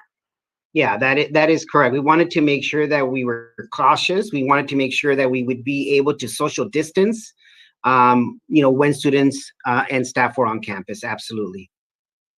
And the idea of bringing 7th graders and 9th graders on campus first. We wanted to, these students have never seen their campuses. 7th graders have never been on the junior high campus and 9th graders have never been on the high school campus. We wanted them to have an opportunity to acclimate to the campus, get to know the staff, get to know the locations of everything before everybody else came onto the campus. We normally do transition events with our junior high kids and our 7th and 9th graders. And because of COVID and the pandemic, we have not been able to do so. So this would give us an opportunity to do something special with our 7th and 9th graders. Thank you so much. Any other questions? No, I have a comment. I wanted to make a comment about Stephanie. Thank you very much for that survey. And she gave me some prep or pre-information as she was working on it. And I appreciate that tremendously. Thank you. Madam President, I have some questions. Can we go back to the, Stephanie, can we go back to the survey participation slide? Jaren, can you pull up the slide? Pull it back up. Just give me 1 second. I can speak to it, though. Let me pull it back up. He pulls that up. Let me just give kudos to Manuel and the team. I had the opportunity to visit Anaheim High School and kind of check on the site in terms of preparations if we were to bring back students. And I could tell you that it's one of the safest places to be in. You guys have done a tremendous job in making sure that taking every aspect of concern into consideration to address that. So I wanted to give you kudos for that.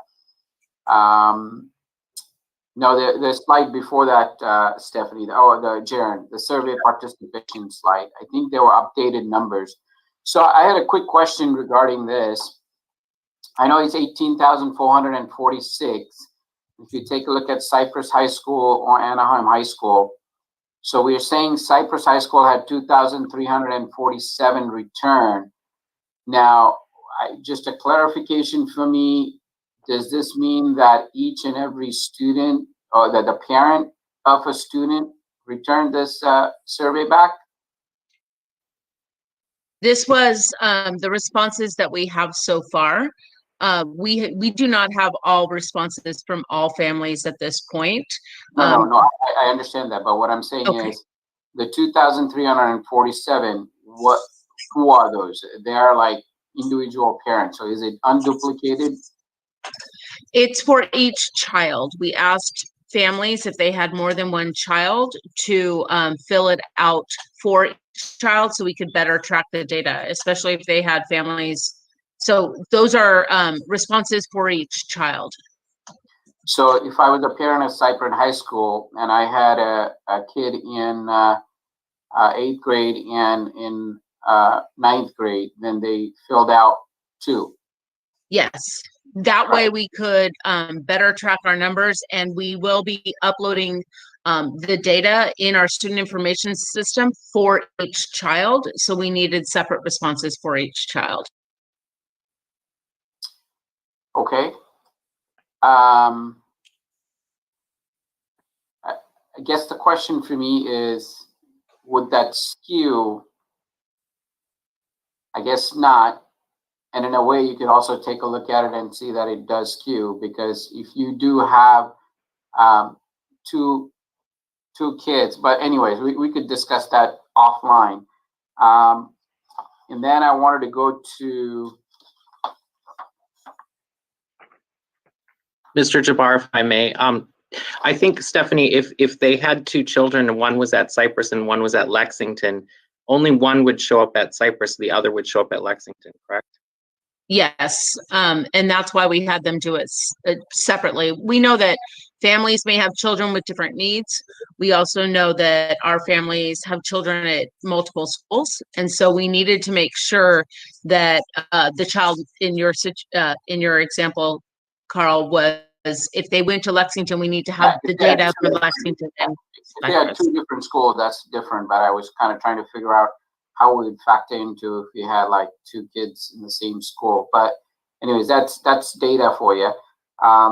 So let me go back to Carlos with the AUHSD community school numbers.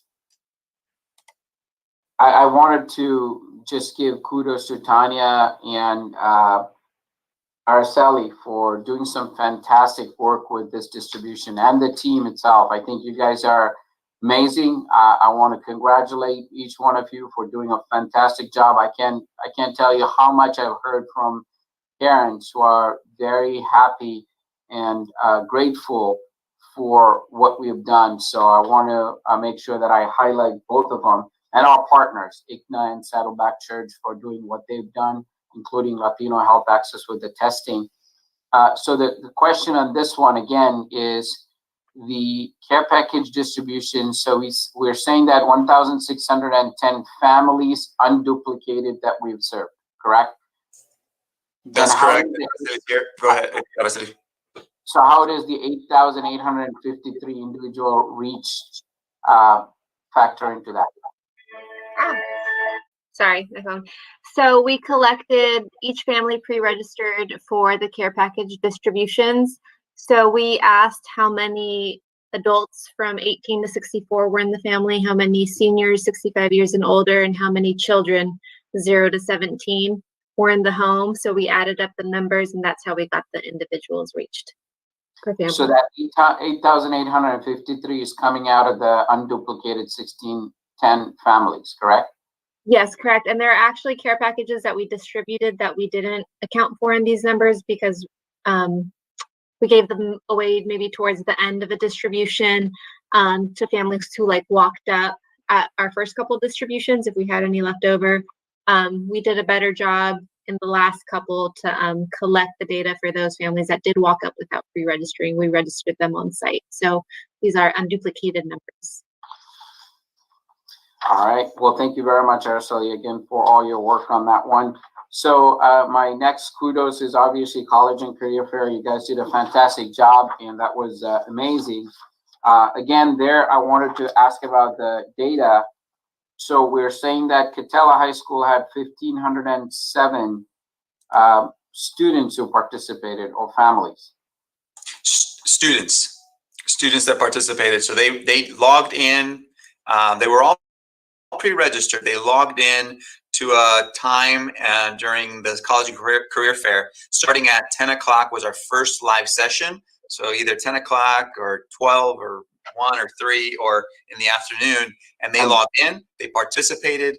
And so they were engaged in one of the activities or multiple activities, but it was an individual student logging in and participating. And these are all unduplicated too? Correct.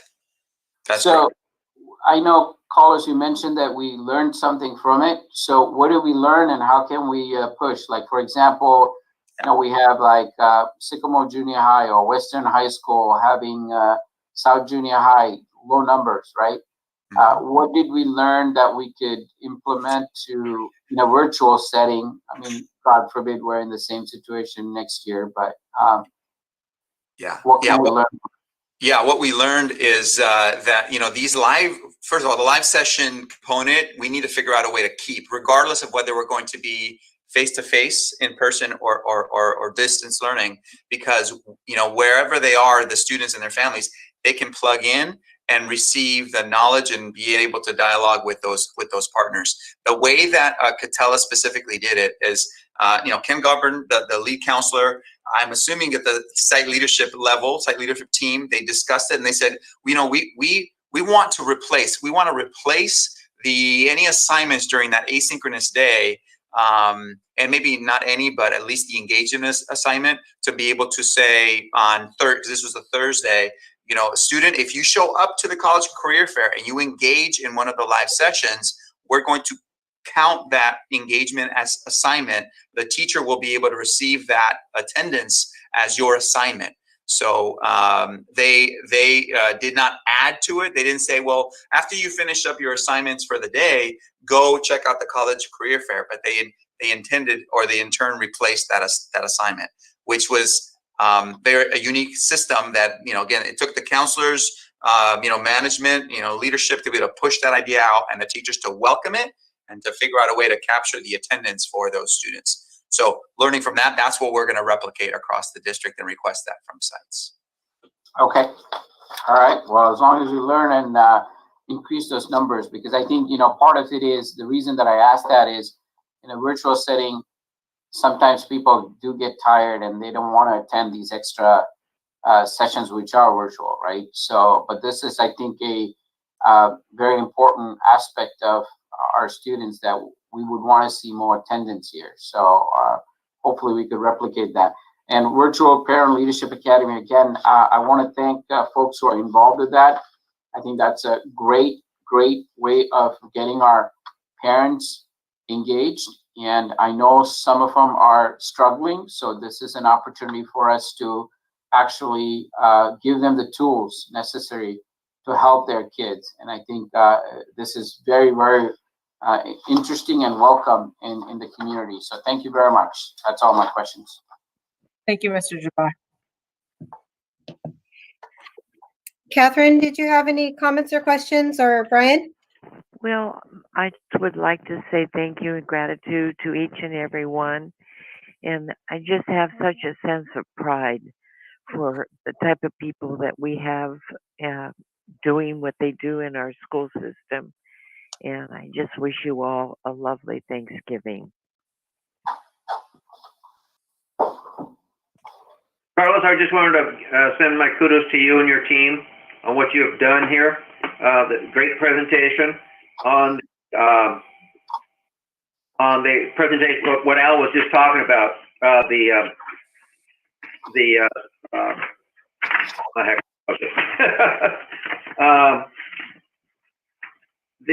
college and career fair. I thought that was great. I popped into at least half a dozen sessions just to see if anybody was there, what was going on, and everyone that I popped into, they were so professional in their presentation. I wasn't surprised, but I was very pleased. So just wanted to let you know about that. And I'm assuming that I'm not in any of those numbers there. You popped in, yeah. I don't think we included you. We separated you. You were special. You were the one. I for that special category. I didn't see it though. Anyhow, congratulations, and what Al was talking about, and with getting those numbers, I think that was a fantastic idea. Getting the students to use that as a synchronous day, super assignment. So we live and learn. So that's great. Thank you so much. Thank you. Thank you, Mr. O'Neill. Thank you, everyone. Dr. Freed, you must be beaming right now. You have a wonderful team, and this is only a partial of your team. So Very blessed. No doubt. No doubt. Very blessed. We are very blessed. Thank you, everyone. All right, moving on. 10.2, our dual enrollment program. So it's back over to us again, but I promise this will be a more succinct presentation is not as in depth as what we just shared with you. I'm excited to have Amanda Bean here with us tonight, our program administrator for curriculum and instruction. As you guys know, in the entertainment world, they will often say during challenging times, the show must go on. Well, I would say that during this pandemic, we have continued to innovate, to continue to expand and grow our services and programs, regardless of the challenges that we have been faced with. And Amanda and Carlos Hernandez, along with our counselors at the sites, have worked closely with our CYPRESS and Fullerton College partners to continue to grow and strengthen our dual enrollment opportunities. So tonight is more of an update for Amanda to share with you the great work that we are doing, how we are progressing, and what the conversations look like with our partners to continue this work out in the future. So with that, I'm going to go ahead and turn it over to Amanda, who will walk us through this journey. Hi, good evening, Board of Trustees, Superintendent Matsuda, and Cabinet. As Dr. Freed said, I'm Amanda Bean, and I am a Program Administrator in Curriculum and Instruction. And I have the pleasure of overseeing our dual enrollment program. And I'm really happy to share with you tonight some of our successes, our areas of growth, and our goals moving forward. You can go ahead and go on, Jaren. So in 2015, AB 288 was signed into law. It's known as the College and Career Access Pathways Partnership. The goal of this legislation is to provide access for high school students into higher education, specifically for career education and preparation for transfer. And the goal of the legislation is to work with students who are underserved and from underrepresented communities, and for students who are not already college bound. So some of the elements of a dual enrollment program would include that classes count for both high school and college credit. The courses are taught by a college professor. The courses could be taken on a high school or a college campus. The students do not have to pass an exam at the end of the course like they do with like advanced placement. And that students just get to experience the college life within the safety of the high school environment. Go ahead and forward, Jaren. So the data, the national data demonstrates that students that participate in a dual enrollment program improve student success in high school and in college. So for example, sorry, my phone started ringing. So for example, compared to similar peers, students that complete dual enrollment on average have a 7% higher high school graduation rate, 15% higher rate of college enrollment, and 25% higher rate of completing a college degree. And the data shows that the positive effects on dual enrollment in college degree attainment and workforce entry are even stronger for low-income students when they participate in dual enrollment as a high school student. So basically, when a student participates in dual enrollment, they're reducing the time it takes for them to earn a college degree and allows them to enter the workforce faster, or it allows them just to enter the workforce faster by taking CTE courses while in high school and earning certifications to earn them a well-paying job right out of high school. You can forward. So some of the benefits of a dual enrollment program as well are that when students are in dual enrollment, they are considered a college student. So they have access to all of the benefits that a college student would have. So they can access the library, the student health center, campus clubs, and any of the resources available on the college campus. Another benefit to dual enrollment is that we can expand what we offer students and offer them things that we may not be able to offer on the high school campus, so giving them more opportunities to explore and grow. And students who take dual enrollment are less likely to need remedial courses once they do enter college as a full-time college student. You can go ahead and move forward. So another way that dual enrollment benefits students and it benefits us is in terms of the college and career readiness dashboard. So the dashboard demonstrates whether a student is likely prepared for the next step in life. Dual enrollment is part of 3 of the indicators that a student could access to be marked as prepared. And so one of the things that we're really targeting is working with our counseling teams to help them work with students in the academic plan and execute a 6-year plan that intentionally includes taking a dual enrollment course sometime during high school. Our goal really is that students will either take a dual enrollment course and their A through G requirements, or take a dual enrollment course and complete a CTE pathway, or take 2 dual enrollment courses in order to be marked as prepared. There are several ways a student can meet the indicator, but the ones that we're really trying to push are the ones that can be influenced through coursework and that students can plan and prepare for.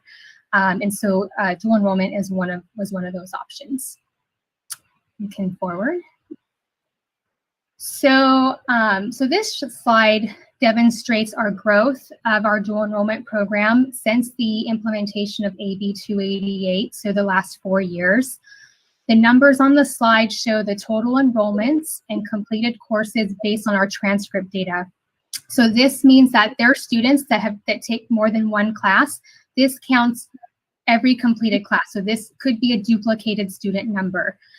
So right off the bat, you might notice that there's a difference between the total enrollments between CYPRESS and Fullerton College. In the 1920 school year, we had more than double the number of completed courses through CYPRESS College than we had at Fullerton. Our schools that work really closely with CYPRESS College, our students just have access to a variety of courses, not only after school, but we also have classes available during the school day with CYPRESS College. So that lends to a higher number of students being able to take classes. So we are in full recognition that each college has their own culture and approach to dual enrollment.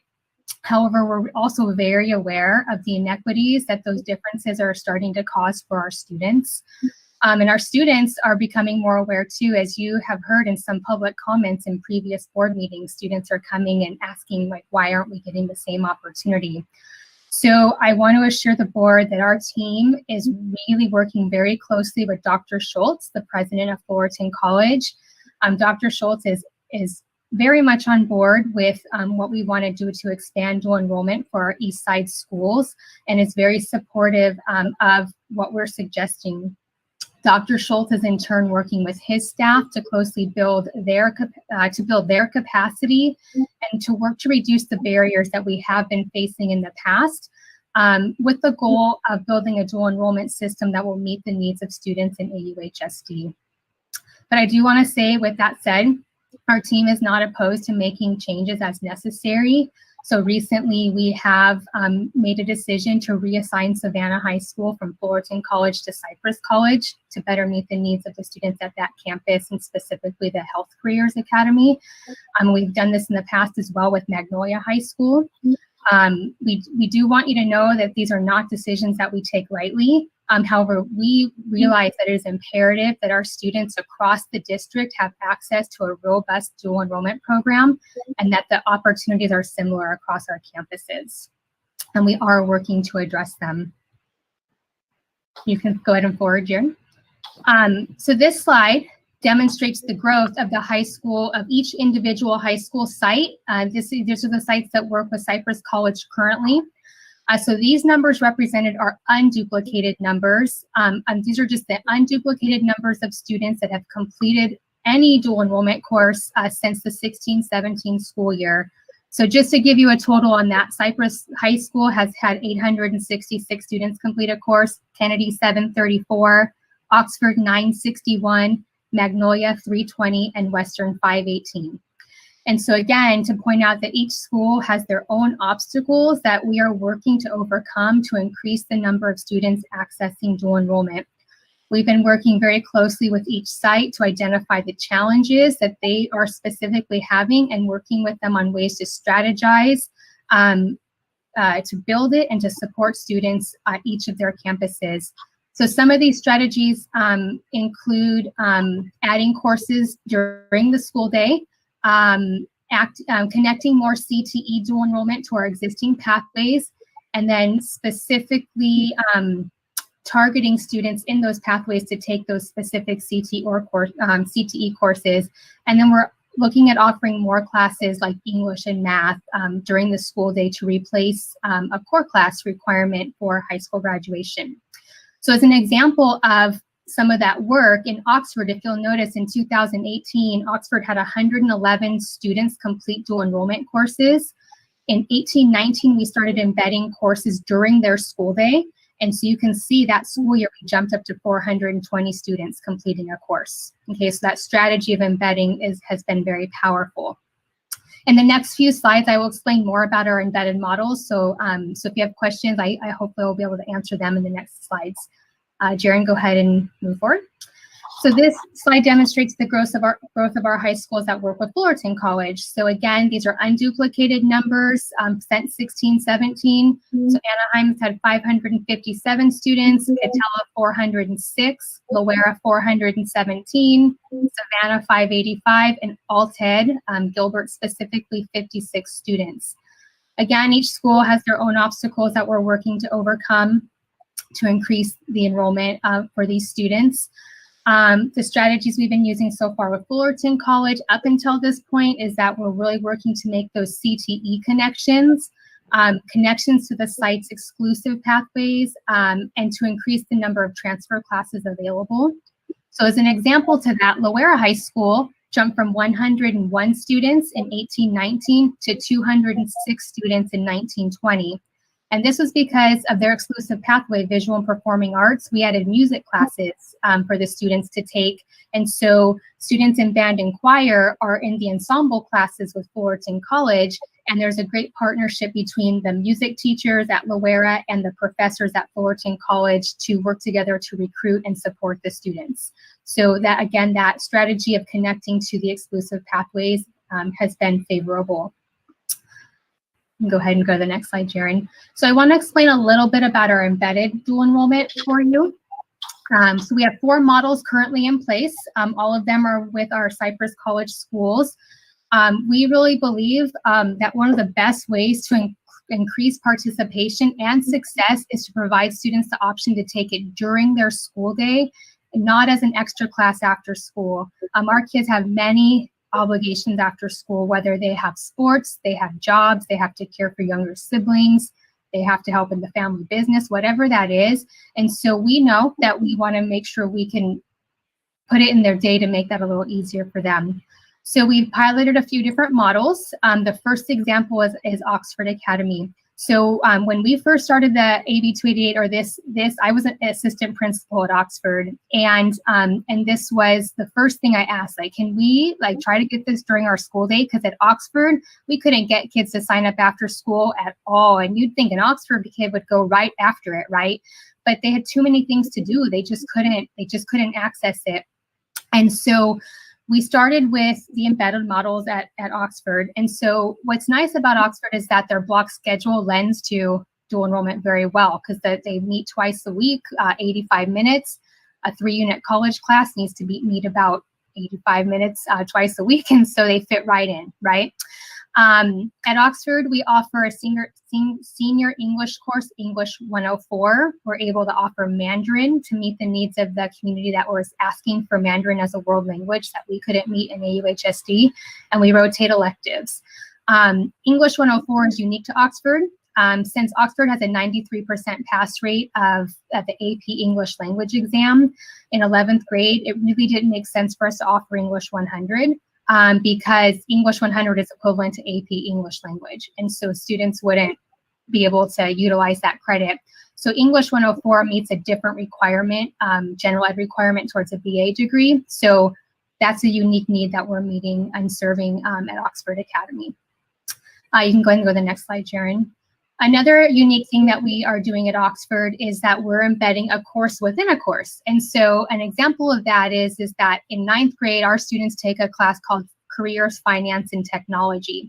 And so what we started doing there is that we would embed a 1-unit counseling course, a career counseling course, in that CFT course. So if the Oxford class met 3 days a week, 1 day a week, the college professor would come and teach the career exploration in place of the high school teaching career exploration as part of the careers, finance, and tech class. So it was happening within, or it is happening within the regularly scheduled AUHSD class. So with this option, every 9th grade student in Oxford Academy is able to take a dual enrollment course and get a jump start on their dual enrollment experience.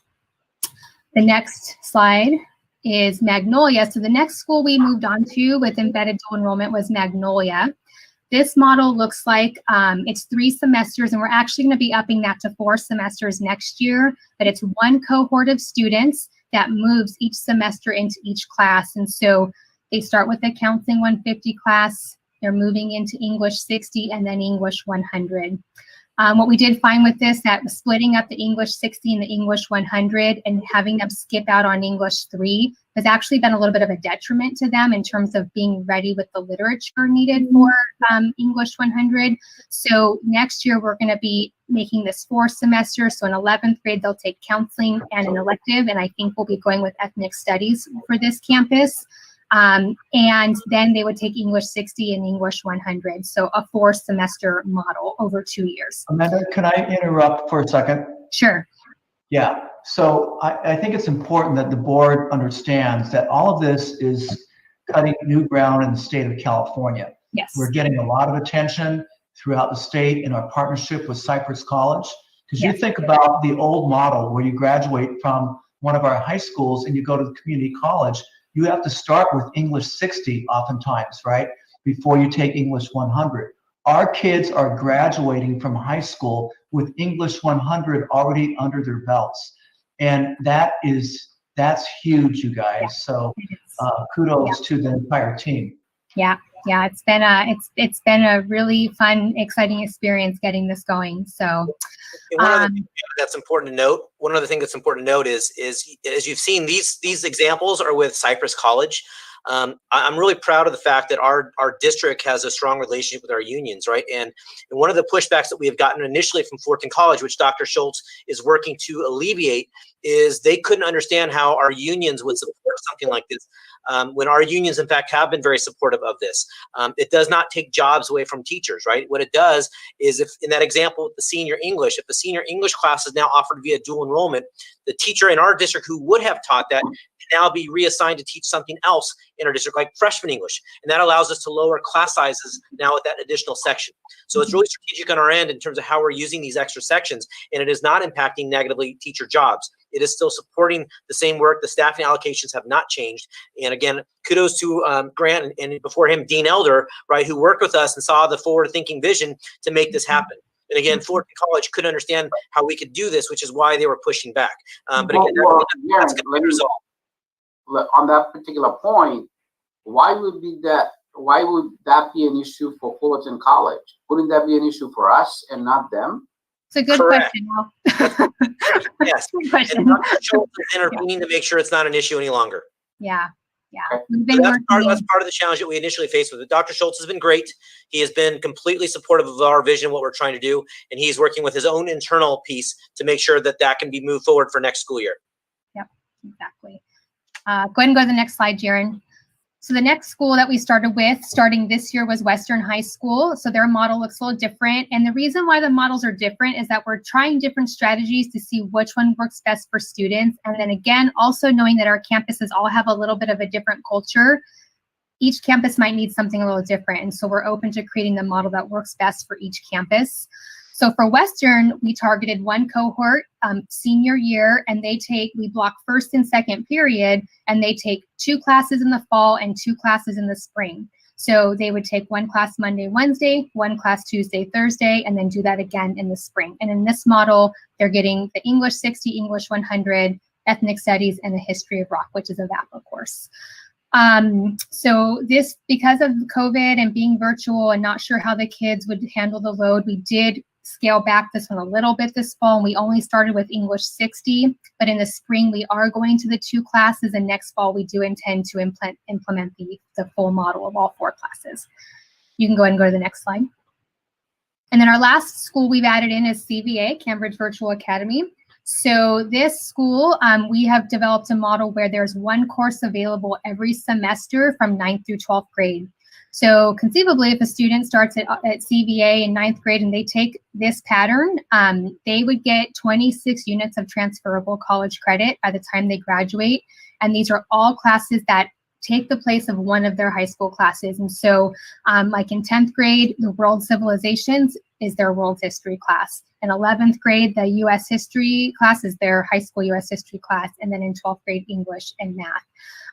The math class we haven't had in place with CYPRESS College, but we finally got that one approved. The math department got on board with us, and so next fall we will have our first Math 120 course with CYPRESS College. So the numbers at CVA just starting out have been really good. We have 31 students in the 9th grade counseling class, 13 students in the 10th grade history class, 3 students in the 11th grade sociology class, and we have 2 seniors in English 100.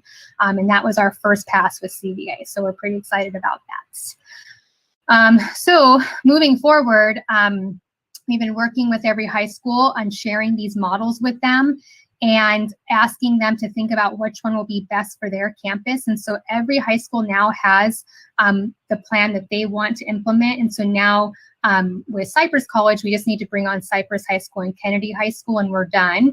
And then with Fullerton College, we need to bring on all of our high schools, but we're in the process of making our requests and seeing where we're able to go with that. But our goal is that next fall we will have embedded dual enrollment at every high school. The other thing is that we're trying to do is connect dual enrollment to CTE pathways. And so of the 22 pathways we offer, we currently have 11 that have a dual enrollment connection. We have a strong sequencing for cybersecurity at Magnolia, the computer science or program at Kennedy, and biotechnology at ANAHEIM. All the other pathways are represented in single courses. We don't have quite a continuum yet. And we also have other CTE pathway courses that our students really enjoy, like AJ, Administration of Justice, and the business courses, and auto at CYPRESS as well. And so those also can be considered CTE pathways if students took a full sequence there. Go ahead and forward, Jan.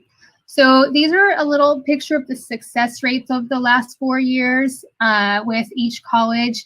So the success rates for student completion of a course with a C- or better, that's what success is defined as, is right around 90% for CYPRESS College and somewhere between 70 to 86% for Fullerton College.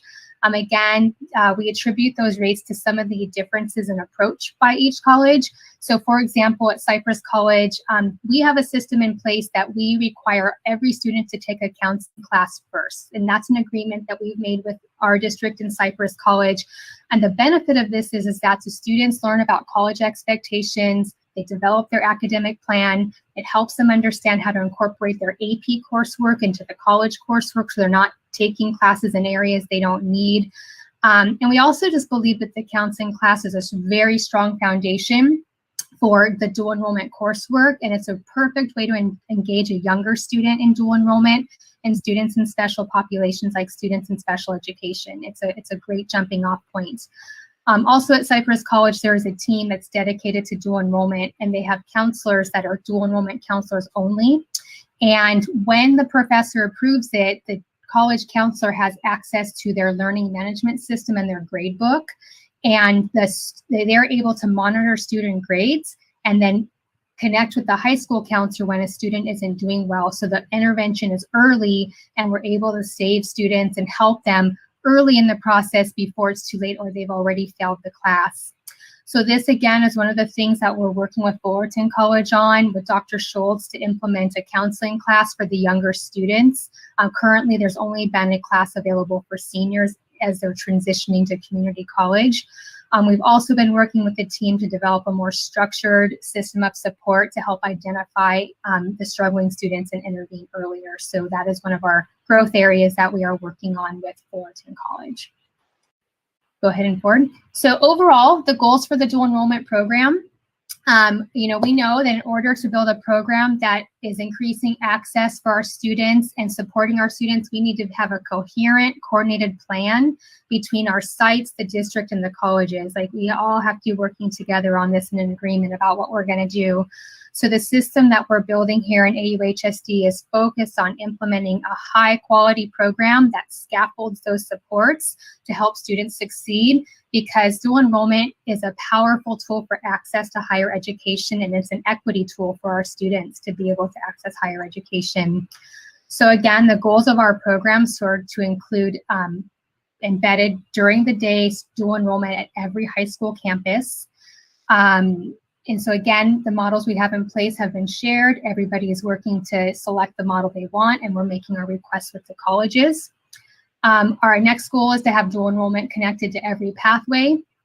Again, by doing this, we are creating opportunities for students to gain those job skills, earn certifications, and to allow them to enter the workforce earlier with a good paying job. So whether they want to go straight from high school to the workforce or they want to attend college, the ability to get a good paying job right out of high school is increased by taking these courses in dual enrollment.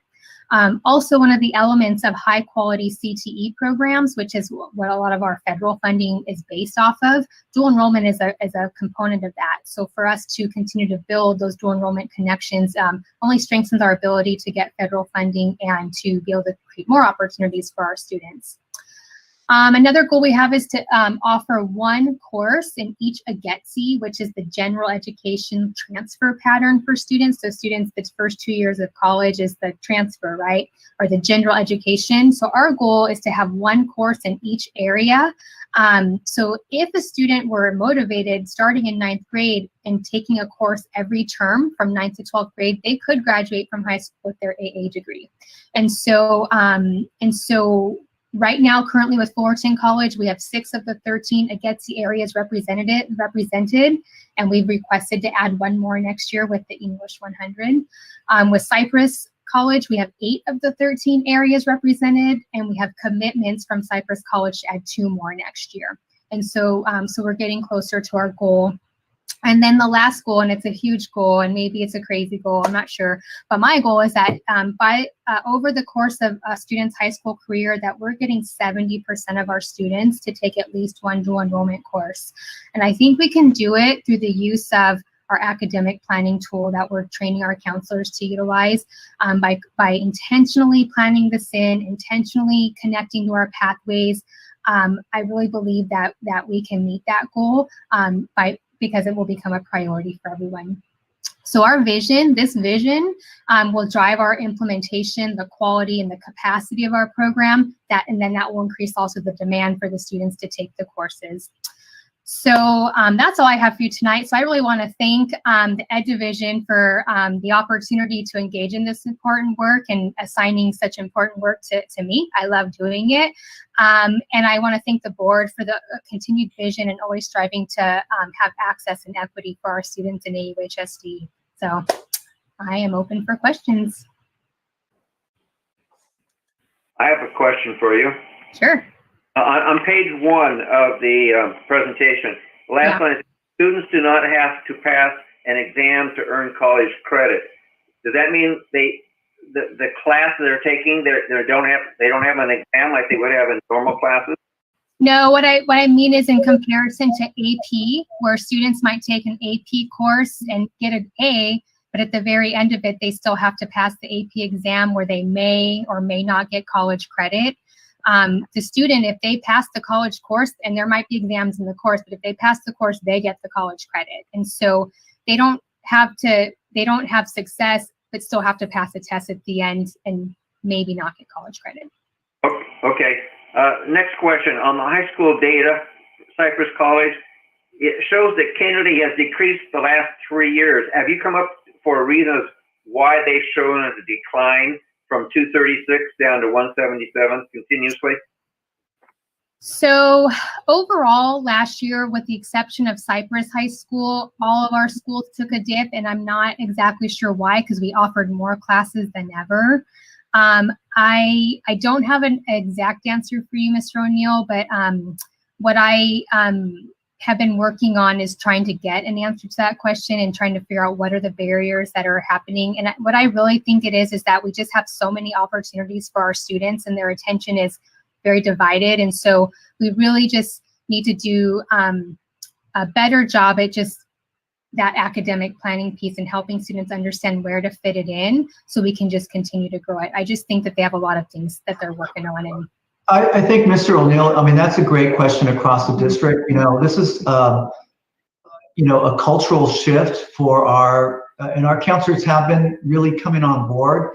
our admin teams, our teachers, and as you know, people are pretty territorial about their own areas of expertise. So I think we're going to see a shift overall and continued overall growth.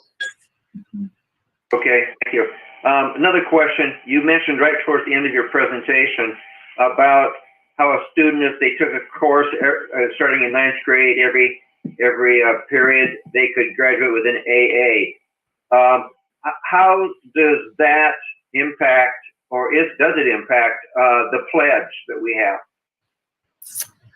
So that's a great question. So we have not explored what that would look like in terms of the guaranteed transfer to UCI through the TAG program. So I think as we implement these systems, those are conversations we need to return to our pledge partners and have, because that will likely be a reality, that our students will get to that place, and then we want to make sure they have a place to go.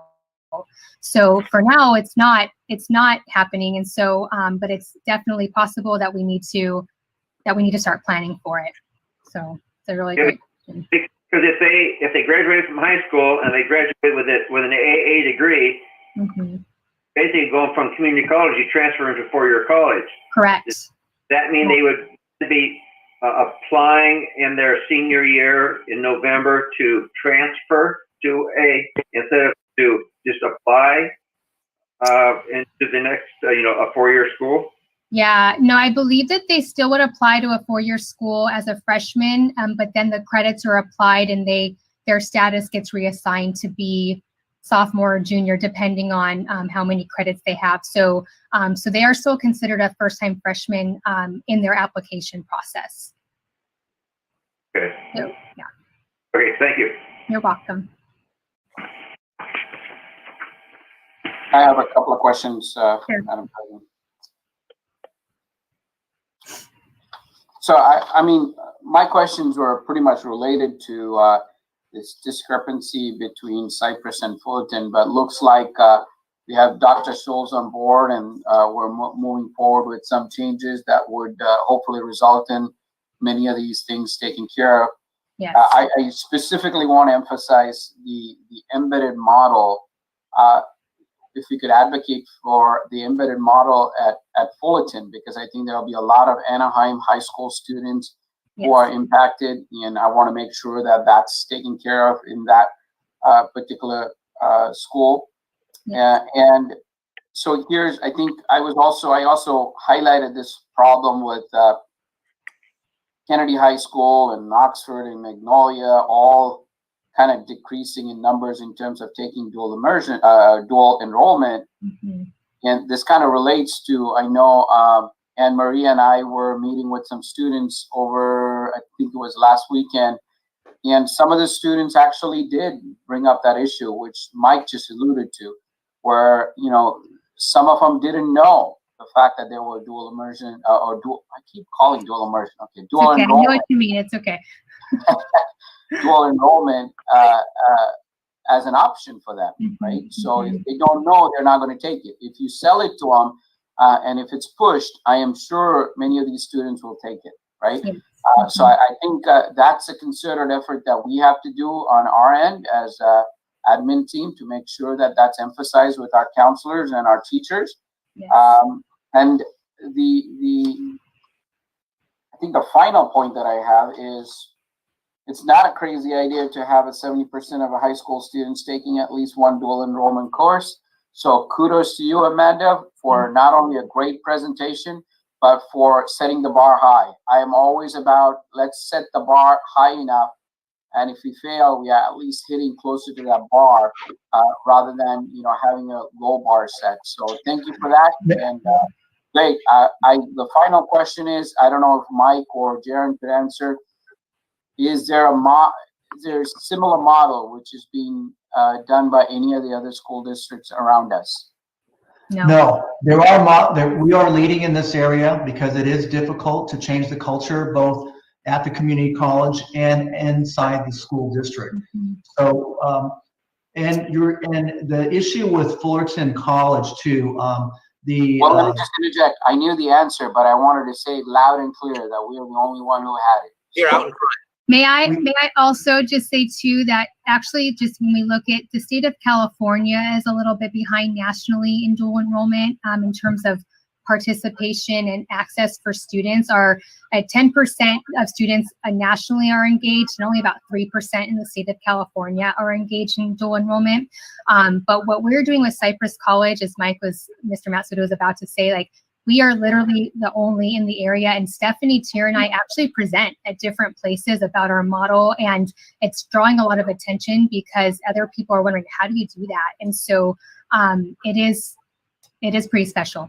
So, and as a board member, that is something that I want to emphasize so that we could get Fullerton on board, because I think this is an enormous experience for our kids. So a couple things, Mr. Jabbar. I mean, I know that you're a graduate of CYPRESS College too, so you can brag.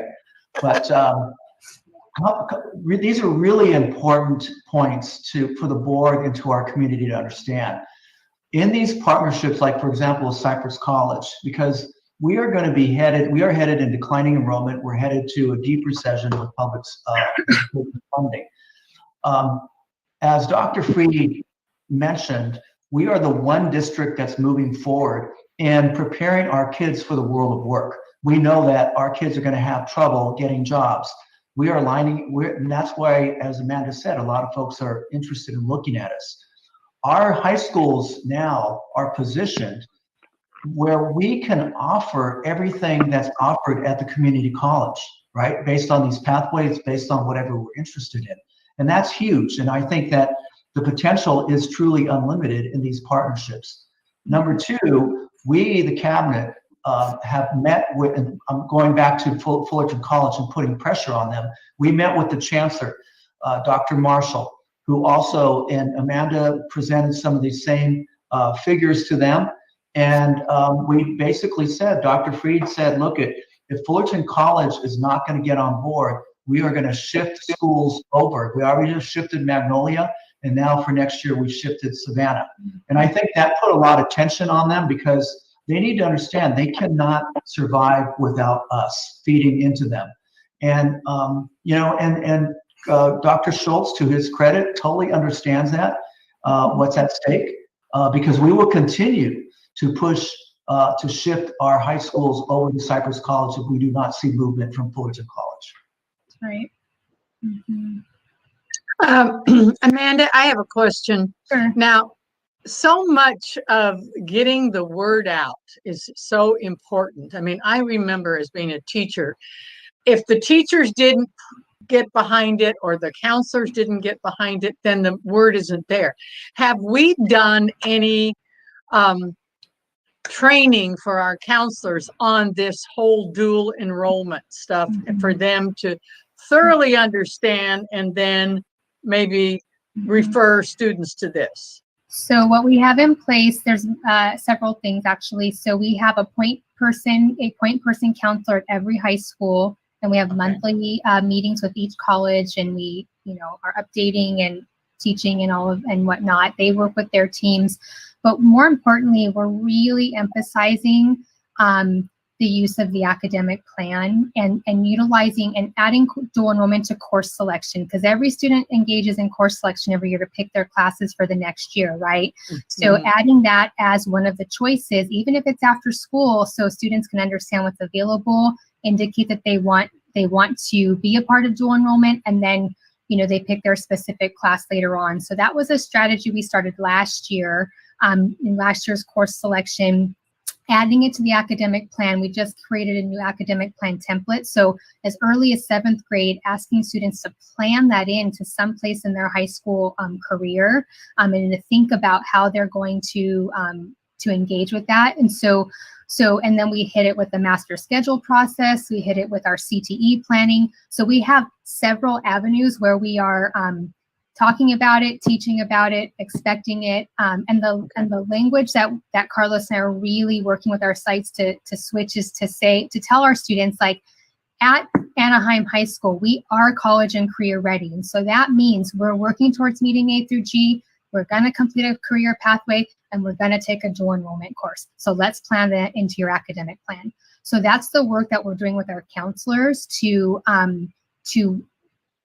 use that language, speak in those narratives with students, and to not be like, oh, do you want to do this? Are you interested? But just say we expect it, and so let's plan it. So that's kind of the what we're working on right now. So Okay. Yeah. Very good. Thank you. Yeah. Amanda, you may have said it, but I may have missed it. Are all of the dual enrollment classes at the high schools, or are some only at the college? So with Fullerton College, so right now everything's virtual. So in virtual world, we're virtual, but normally CYPRESS College has some at the college campus and some at the high school campuses. So it really depends on what it is. So like the auto classes and like the CPR and kinesiology, the more hands-on classes are at the college, but the other classes are at the high school campuses. For Fullerton College, everything's at the high school campuses. We haven't entered into having courses at the college yet.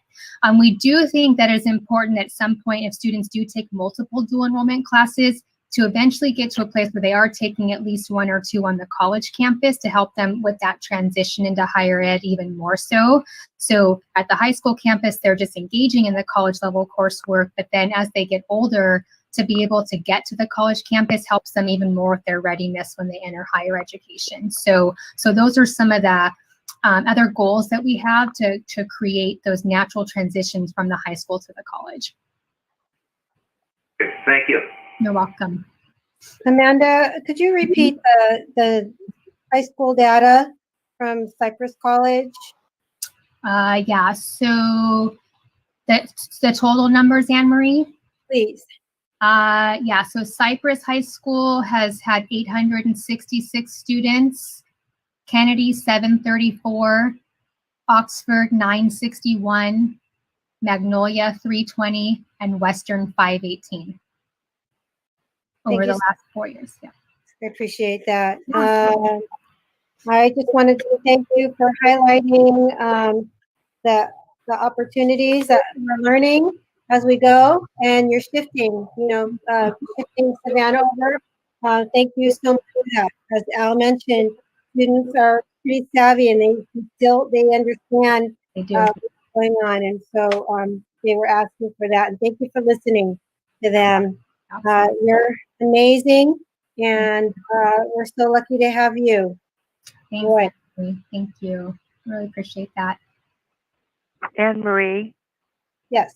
I would like to say something. All right. Okay. I just want to thank you for this wonderful presentation. Over my lifetime, I have seen trends in education, like many areas of life, and some have been deleterious in my view. But I can tell you this dual enrollment, I think it started with a parent who at Oxford in our first class, and the parent also taught at CYPRESS. And I saw this begin back many, many years ago. And to have seen it growing such as it has is remarkable. And I think it's one of the positive trends that we're seeing in education. And I'm just so grateful for what you've done. And it's obviously been a work of art for many of you to put your imprint, your ideas, and bring it forward. So I just can tell you I love it. I want to thank you and wish you continued success. Thank you, Mrs. Smith. We appreciate that. Thank you. Thank you. Thank you, Catherine. I would just also, as soon as we can, present this to our feeder elementary schools, because the sooner they learn about this, the sooner they can jump on board with us. I think they need to learn this. And then, Carlos, are we embedding our dual enrollment information with our parents? Are we embedding that education piece? It's spoken of in terms of our pledge in general. I know our coffee chats, our faces talk about it in detail at their sites in terms of their different formal and informal conversations. But I mean, we can embed it. It'll be additional module time, and being creative, we definitely have to make an emphasis and intentional Yeah. promotion with our parents. I think as Mike said, I think Mike said it, that I'm echoing now. That it's a shift in the way that parents know how to get through school to get their students to college. The AP courses, and this is better. This is so much better than that. I'm sorry, AP teachers, but we love you. But I mean, this is doable for everybody. That's what I love about it. This is doable for all of our students. So let's move on before I get myself into trouble. Items of business, resolutions. 11.1, resolution number 2020/20-BOT-05, COVID-19 effects on participation in extracurricular/co-curricular activities, minimum academic standards, action item. So moved.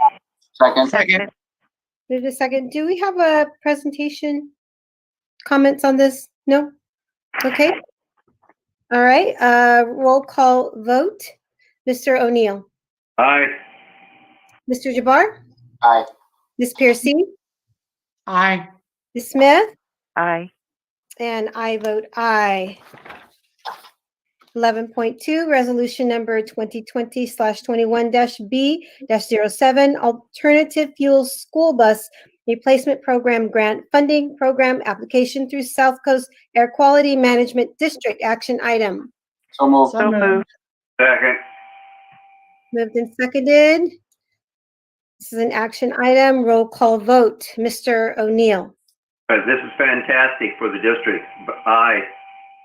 Thank you. Mr. Jabbar. Ditto. Aye.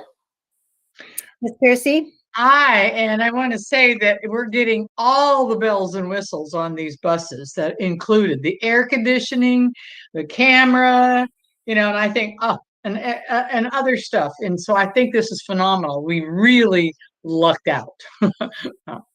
3 big buses. Yes, we did. Ms. Smith. A grateful aye. And I vote aye as well. Thank you. 11.3, board policy, multiple policies, second reading. Action item. So moved.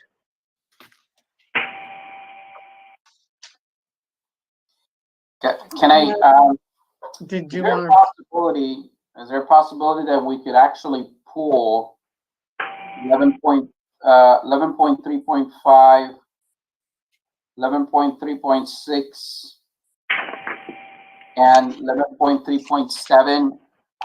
Unfortunately, I was doing some research and I couldn't complete my research.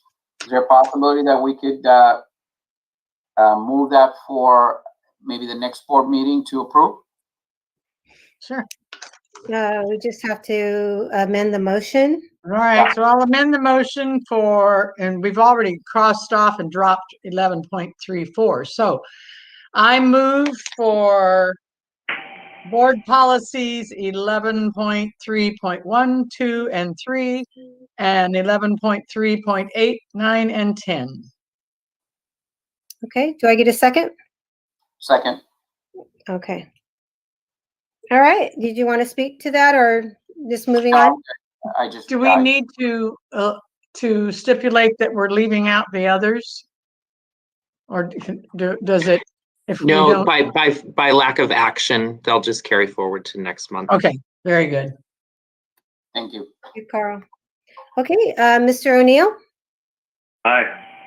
Mr. Jabbar. Aye. Ms. Piercy. Aye. Ms. Smith. Aye. And I vote aye. 11.4, agreement SGE Consulting Engineers, action item. So moved. Second. Moved and seconded. I had a question, but I'll call Patty.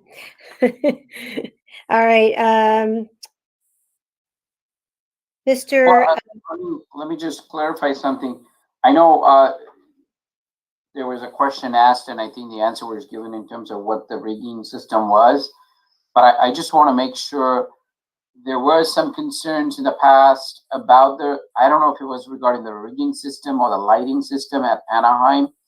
So I want to make sure that whatever decision that we're making, that we include our theater and dance teachers in terms of input, just to get their input if it is necessary, and even the staff who work there before we move forward, or whatever in terms of action that we're taking, that we are including their input first. Thank you, But Colin. isn't this basically, Al, just to make sure the rigging is secure? This has nothing to do with improving. My understanding was it's just to make sure it's not going to fall out of the ceiling or wherever So it's it's anchored. phase one, phase two, and phase three, right? So we're in phase one. So Right. I think let's make sure that we put out the call, especially that we're in a virtual setting with the phase one. So that way, if there are concerns, they could bring it up. And then when we move into phase two and phase three, we will at least have that input and move forward. And Colleen's nodding her head. Yes, yes, yes. For all of that. All righty. Mr. O'Neill. Aye. Mr. Jabbar. Aye. Ms. Piercy. Aye. Ms. Smith. Aye. And I vote aye. 11.5, Agreement Optimum Energy Design LLC Dust Collector Replacement Action Item. So moved. Second. Okay, moved and seconded. Mr. O'Neill. Aye. Mr. Jabbar. Aye. Ms. Piercy. Aye, and I'm assuming that because it's only orange, all the others are okay. So in other words, this one wasn't. Oh, okay. Yes, I see. Yes. Yes. Correct. And Ms. Smith. Aye. And I vote aye. 11.6, Agreement Optimum Energy Design LLC HVAC Assessment and Recommendations Action Item. So moved. Second. Okay, moved and seconded. Calling for the vote, Mr. O'Neill. Aye. Mr. Jabbar. Aye. Ms. Piercy. Aye. Ms. Smith. Aye. And I vote aye. 11.7, Agreement Petra Structural Engineers, Inc. Action Item. So moved. Second. Second. Moved and seconded. Mr. O'Neill. Aye. Mr. Jabbar. Aye. Ms. Piercy. Aye. Ms. Smith. Aye.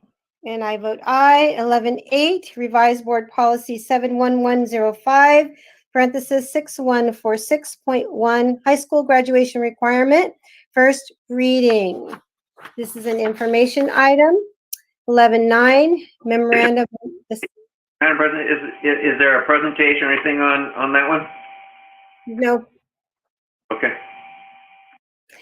11.9, Memorandum of Understanding, MOU, Southern California Permanent Medical Group, SCPMG, Action Item.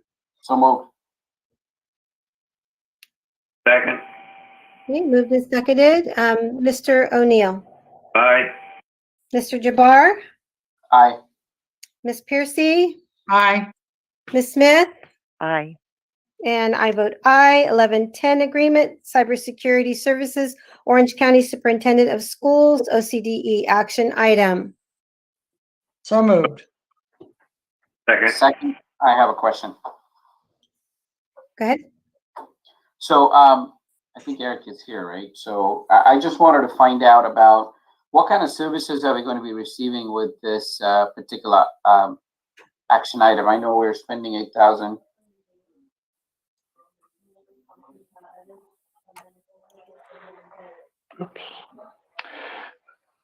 So the county has hired a cybersecurity architect that will cover all school districts, and so the architect will do something called a penetration test, where they basically attach a device and try to compromise our network, and then provide us feedback on how to improve our security. They'll also work work with us in developing policies and procedures like incident response manuals, look at our security practices and our tools and make recommendations. And so to the extent they can do that across all 30 districts, those are the type of services that that the architect will provide. Okay, so it's just a matter of them penetrating and giving us the necessary support, because there was an idea not probably about a couple of years ago where UCI launched, or UCI actually brought not only school districts but also cities together to see if they could form a JPA in order to kind of bring together these type of resources, because I know cybersecurity is pretty expensive. So I don't know where that initiative is at this point. Maybe we could do some research, but I would also see, Eric, I don't know if we as a district have taken a look at costs associated with this, and then maybe possibly creating a JPA if our feeder districts are interested, in terms of forming a JPA to kind of really focus on cybersecurity itself. Because I'm reading a lot of articles coming out of different states where, you know, folks hijack the system and then it gets really costly for us to get out of it. So what are your thoughts on it? And is there any thought given to that? So I haven't heard anything from the UCI JPA for a good probably 18 months. I'm not sure if it's proceeded beyond the discussions, and then with the county trying to do that on a countywide basis, and the feeder districts that we have are also participating in a cyber architect services. So there's kind of two tiers. There will be the districts that elect to pay for the service. So the county is basically doing a pass-through based on enrollment size. If a district elects not to do it, then the array of services are not as robust as if we go forward with an item like this. And it's for cybersecurity, it's a pretty nominal amount compared to what a professional that's dedicated to cybersecurity. Okay. So explore, it'd be pretty expensive. Yeah, explore and find out and see if not, you know, maybe the County of Orange could. I think County of Orange is looking at something like that too. So thank you. So just along those lines, I mean, we have to trust it's the county, but if they mess up our system, we have backup, correct? That's correct. Okay. And we actually had that conversation with the gentleman's Kevin, and we've talked with Kevin about how they would place us to scan our network. So it's a device that's basically like in a scanning mode, and we would take preventative measures to make sure that it's not impacting network services. Okay, we trust you, We've done Eric. more with third-party vendors. All right, fantastic. Okay, Mr. O'Neill? Aye. Mr. Jabbar? Aye. Ms. Piercy? Aye. And Ms. Smith? Aye. And I vote aye. 1111 agreement. Anne Marie, was 11.9 pulled? Because I don't see that we did that. It's a information item only No, it says action item here. on 11. 11.9, we did Nine. move, seconded it, and we voted on it. I'm sorry, 11.9. Yes, we did. Okay, thank you. Thank you for asking. Thank you. 1111 agreement T-Mobile Inc. Project 10 million. Action item. So moved. Second. Al, did you have any Question? questions? Yeah, I just wanted to, so the 100 gigabyte of data per year, what does that look like for a student, Eric?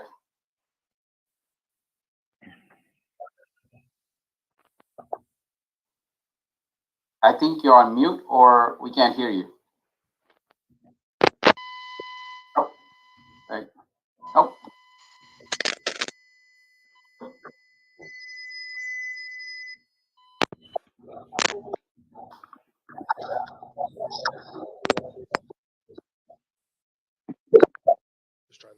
I can provide some data on that from the information that we've had with our existing cell phones. The vast majority of our students that are using our hotspots, the 100 gigabytes per year would provide sufficient access throughout the year based on we have the 1 million hotspots that we've had we're in our third year, and then with the T-Mobile, we have devices going back as early as April.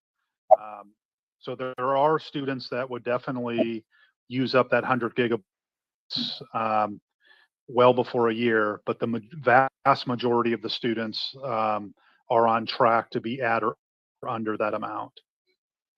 So these 2,650 units are extra, right? So the number of units is the total amount that T-Mobile has approved the school district to receive. So we could receive up to that amount. Oh, okay. So we have not received it yet. Okay.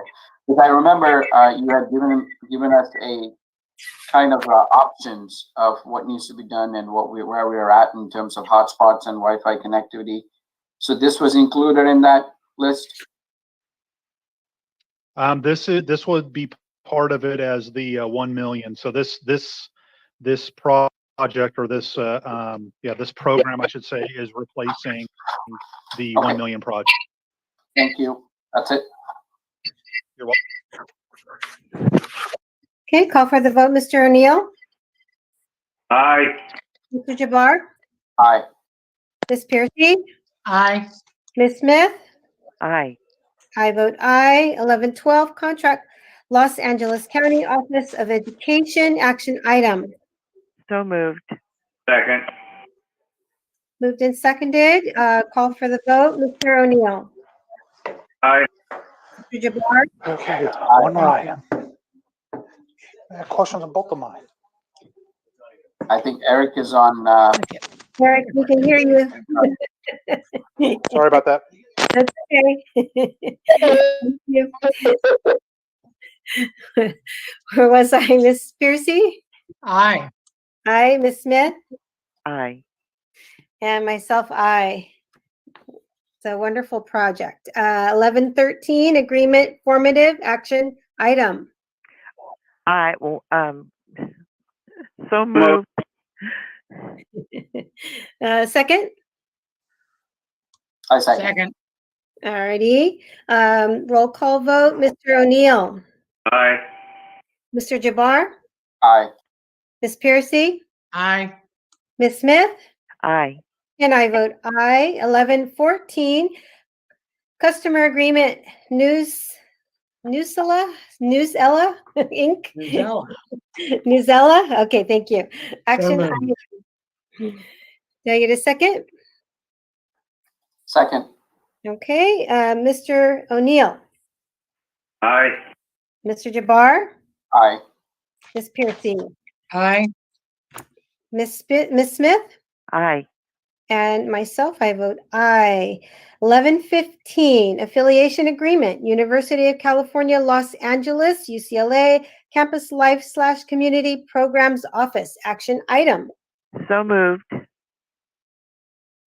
I will second this. I think this is an absolute fantastic idea. Brilliant. Mr. O'Neill? Aye. Mr. Jabbar? Aye. Ms. Piercy? Aye. Ms. Smith? Aye. And I vote aye. 1116, educational consulting agreement, Get Inspired, action item. So So moved. moved. Second. Second. Moved and seconded. Roll call vote, Mr. O'Neill.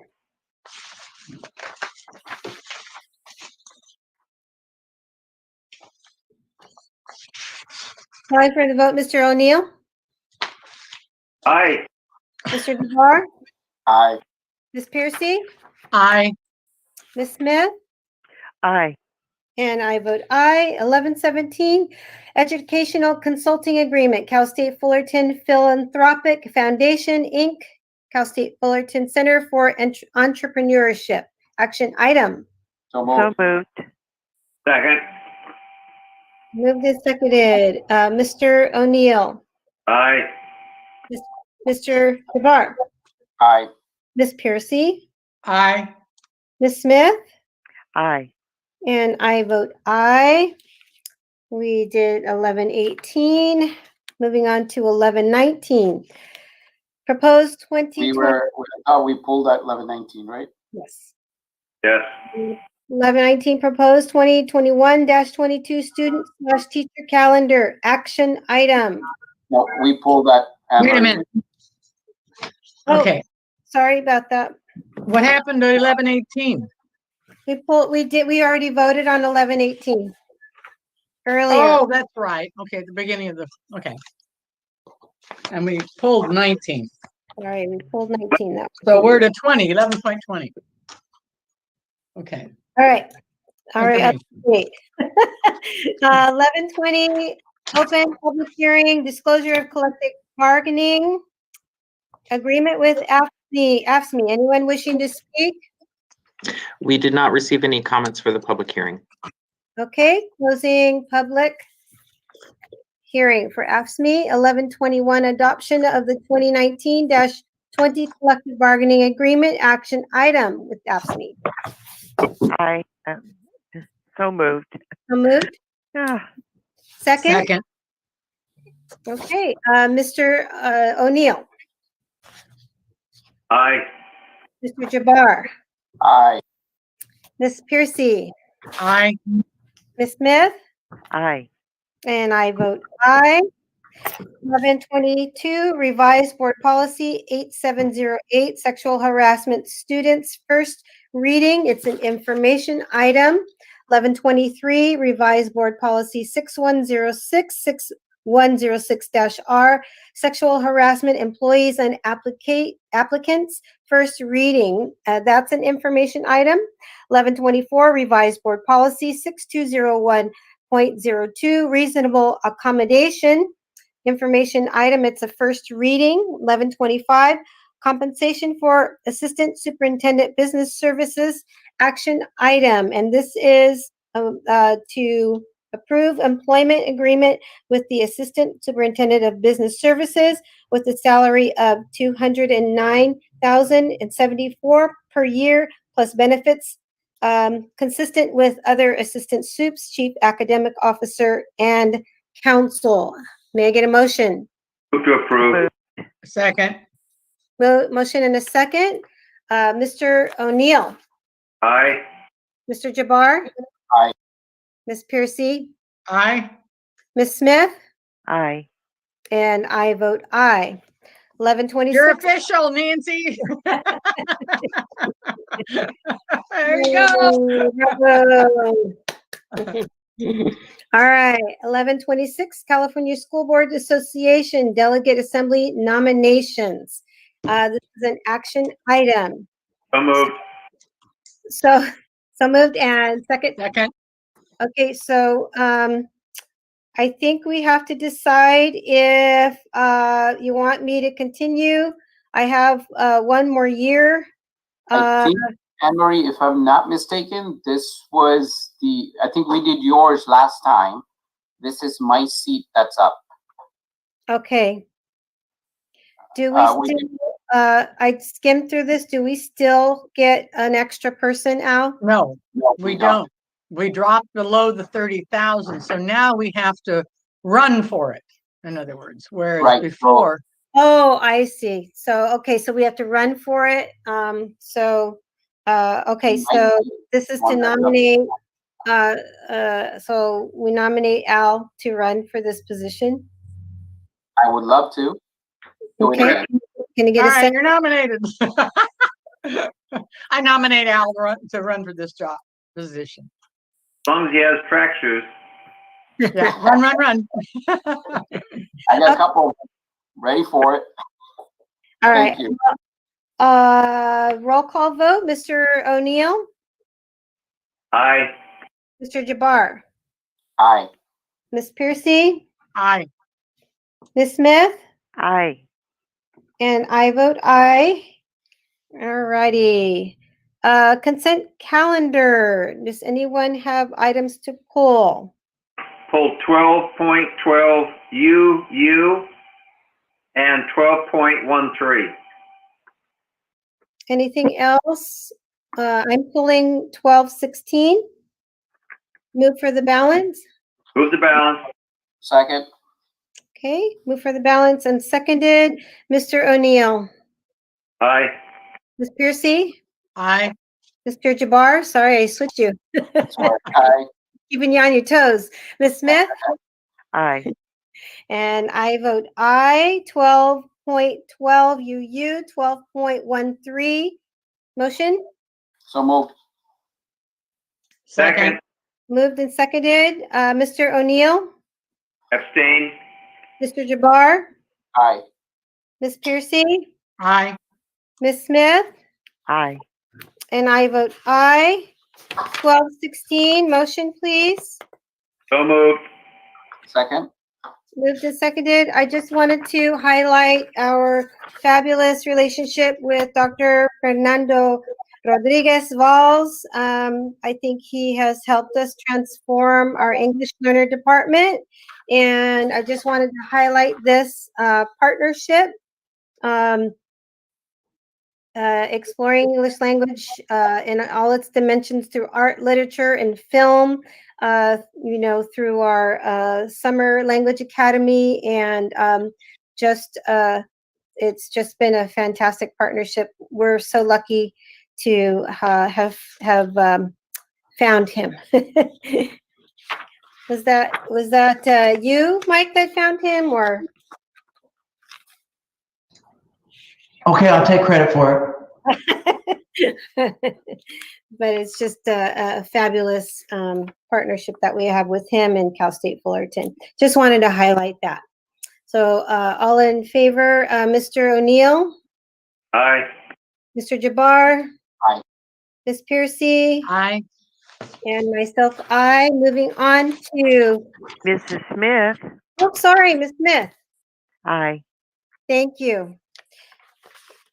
I was excited to get onto the cabinet reports. I know some of you have them. Okay, is that me? Yes. Thank you, Madam Chair. So I'd like to congratulate the board and the district on our 6th Golden Bell Award in 5 years. This is honoring our award-winning AIM program. So kudos to Scott Rendell and his team, MJ and Patty. And thank you to Dr. Renee Bryant for writing it up. But I'll ring the bell. Yay! Plus, it came with a $1,000 scholarship to be donated to the AIM program. So, congratulations to the entire team and to the Board of Trustees. Thank you. Board President, I have a quick update, if I may. So as the board is aware, we have been progressing beautifully, I think, with our ethnic studies task force. We've been meeting regularly, and we're getting closer to bring recommendations forward to you. And it goes, of course, Carlos Hernandez has done a great job facilitating and leading that group. But I have to say, at our last meeting, we had a handful of students that came to present. I think they also had the opportunity to meet with Trustee Jabbar and Board President Randall Trejo, and they just blew us away. So I want to give a quick shout out to these kids, because some of them are current students in our district, and a few I think are alumni of our district, but they were just amazing. And not only were they able to keep up with all the adults in the conversation, but they actually brought resources and supports to our team through their own research and homework. They actually met with Assemblyman Jose Medina, so they were just absolutely amazing. So I can't say enough good things about these students, but I want to read off their names if that's okay. Ann Ha, Alicia Zaetti, Lynn Ha, Gisela Gamboa, Sanaya Meneses, Frida Govia, Alejandra Hernandez, Daniela Pena, Zena Garashi, Lena Wynn, and Samantha Brugman. There was also a student named Zoe, but I don't remember her last name. I couldn't get it. So Zoe, if you're watching, I also want to give you mad respect as well. So again, great job. I just wanted you to know how amazing they were. And soon we will be providing updates regarding both our ethnic studies and math task force that we're working through. So that's my update. Happy Thanksgiving, everyone. Thank you, Dr. Freed. Wonderful to acknowledge those students. They worked really hard and they blew Mr. Jabbar and I away too, out of the park. Anybody else have a cabinet report? I would just like to wish all of our employees a fantastic Thanksgiving and a great week next week.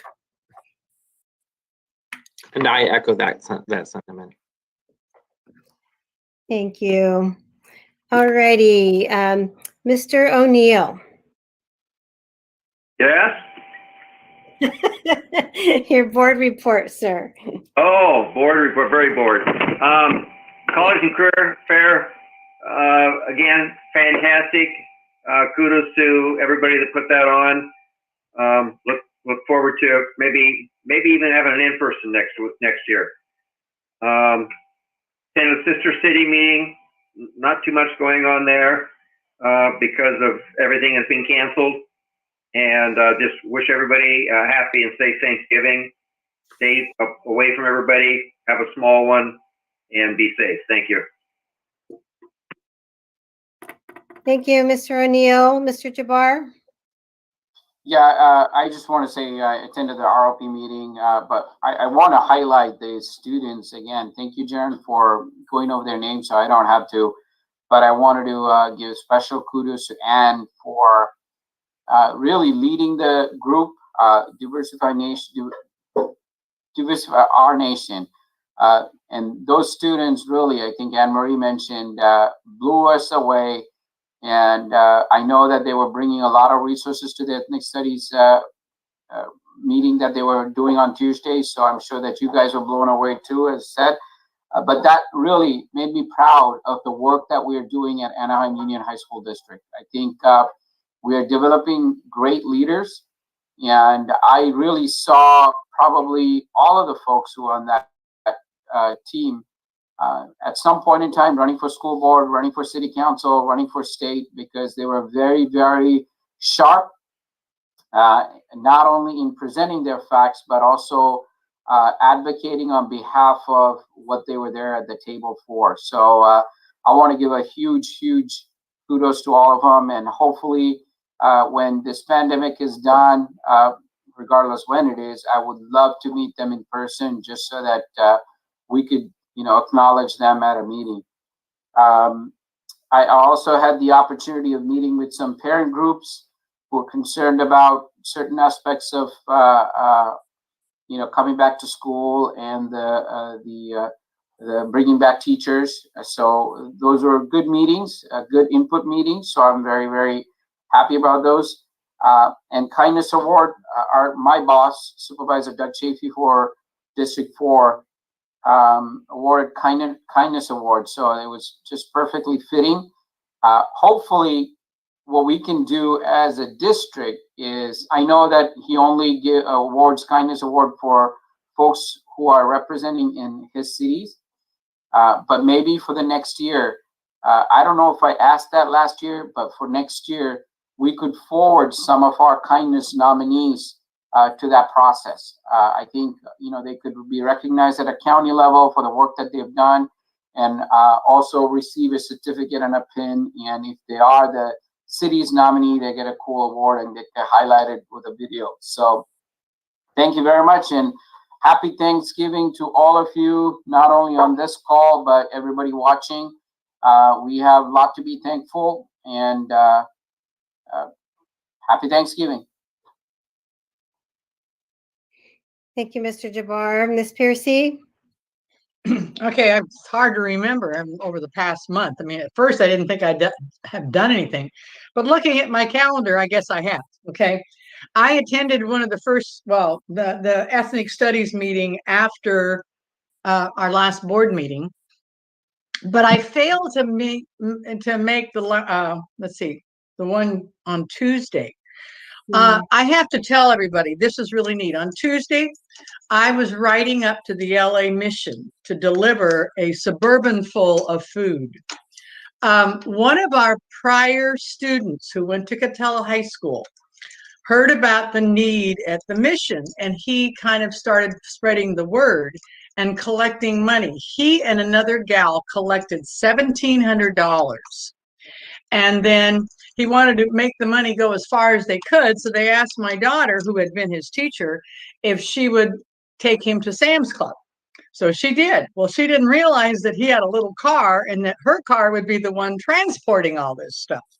So I went with her, but I have to shout out to him. I don't know his last name. She calls him Mo, but he was a graduate. I think he graduated like 10 years ago from Catella. But I just, he did a really good thing just on his own, not part of any real organization. And so this is what one of our prior students has done, and they did a great job. So that's why I didn't go to the other ethnic meeting on Tuesday. But I did go to one of the opening of schools task force, and I also went to a CSBA meeting that was held, and that was interesting, where from some of the other districts around, and CSBA, it was put forth by Justin, our CSBA rep. And then I attended the principals meeting for a little bit. I had to leave before it was over, but I wanted to see what they were talking about when they talked about compassionate grading and what have you. So that was, I wish I could have stayed for the whole thing. And then that's about it. Doesn't seem like much, but other than getting tons of emails and texts from some of the different parents and teachers, I want to say to everybody, I hope you have a very good, safe Thanksgiving week. I intend to run away to my river house and isolate there. So I hope it'll be warmer. So happy Thanksgiving, everyone. Thank you, Ms. Piercy. Ms. Smith?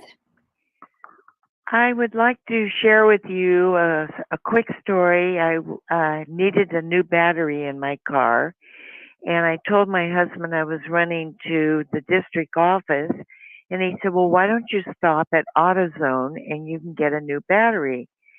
So a young chap was putting a new battery in my car, and I said to him, you make that look so easy. You're so facile. And he told me that he learned it in auto shop. And I said, where did you go to school? And he said, I graduated from Savannah in 19, and I'm going to college right now. And I remember a trend years ago where we were getting rid of these programs of metal shop, auto shop, wood shop. And I always said it was a terrible trend. And now this young man is appreciating and using the skills he learned at Savannah, and he's taking to college. And I said, what's your pathway in college? And he said, I want to become a mechanical engineer. And it's a beautiful story because I know from my own experience that these kinds of things that we learn in cooking class, sewing class, we take through our life. So when I came home, I asked my husband, who built a Formula Junior race car when he was in medical school in Indianapolis, and he and a classmate who built it with him raced it at Indianapolis. And when I came home, I asked him to put air in my tires. So I know these skills can last a lifetime. And I'm grateful for much this Thanksgiving that we live in a great country called America, and that we are great and wonderful human beings. And so my gratitude at Thanksgiving is for all those wonderful people that surround us in the Anaheim High School a family, and in our inner community and our outer community. Thank you, one and all. Thank you, Ms. Smith. I attended my GSELPA meeting last night, my ROP meeting, attended a personnel commission meeting. I met with our auditors. I attended the opening of schools task force and the ethnic studies task force meeting where the students were presenting. And I sat while and looked and smiled while Michael accepted our additional award with our electrical JATC folks. And I did the mid-course, and so now I'm an actual Master's in Governance graduate. Yay, hooray! So it was grueling. They had about 5 courses, and they're 4 hours each, and had to kind of juggle that while I was doing other things too. But I'm very thankful that I still have a brain that I can capture and learn. But it's just, I think it's a wonderful thing to accomplish as board electives. Every year we have a chance to hone in our skills and get an upgrade, as you might say, every year when we do the AEC convention with the School Boards Association. If you think about it, school board members are the only elected officials who really can, get educated on governance and get governance training. And so I think it's pretty amazing, and very lucky to have gone through this course. I waited 8 years because I didn't want to travel to Sacramento or San Diego to do it. The courses were going to be held in Cerritos. So I took advantage of it, and then COVID hit. And so everything went online. So very, very lucky for that. Moving on, we are meeting, our next meeting, well, it won't be our next meeting, but Tuesday, our regular meeting is December 15th. And any suggested agenda items at this time? I do. I would like to suggest that the board discuss material that came to the school board from Oxford Academy. And there are concerns by the Oxford Academy Korean Parent Association and the Oxford Academy Chinese Parent Association. And I am very distressed that we're dividing ourselves, that we don't all think of ourselves as Americans, and we have a PTSA that all can join at Oxford. And I would like this brought up at this time. We are working on ethnic studies to help bring us all together, to understand each other and our different cultures. And based on my thoughts here, I would love to have the board think this through, because I find this very difficult to accept.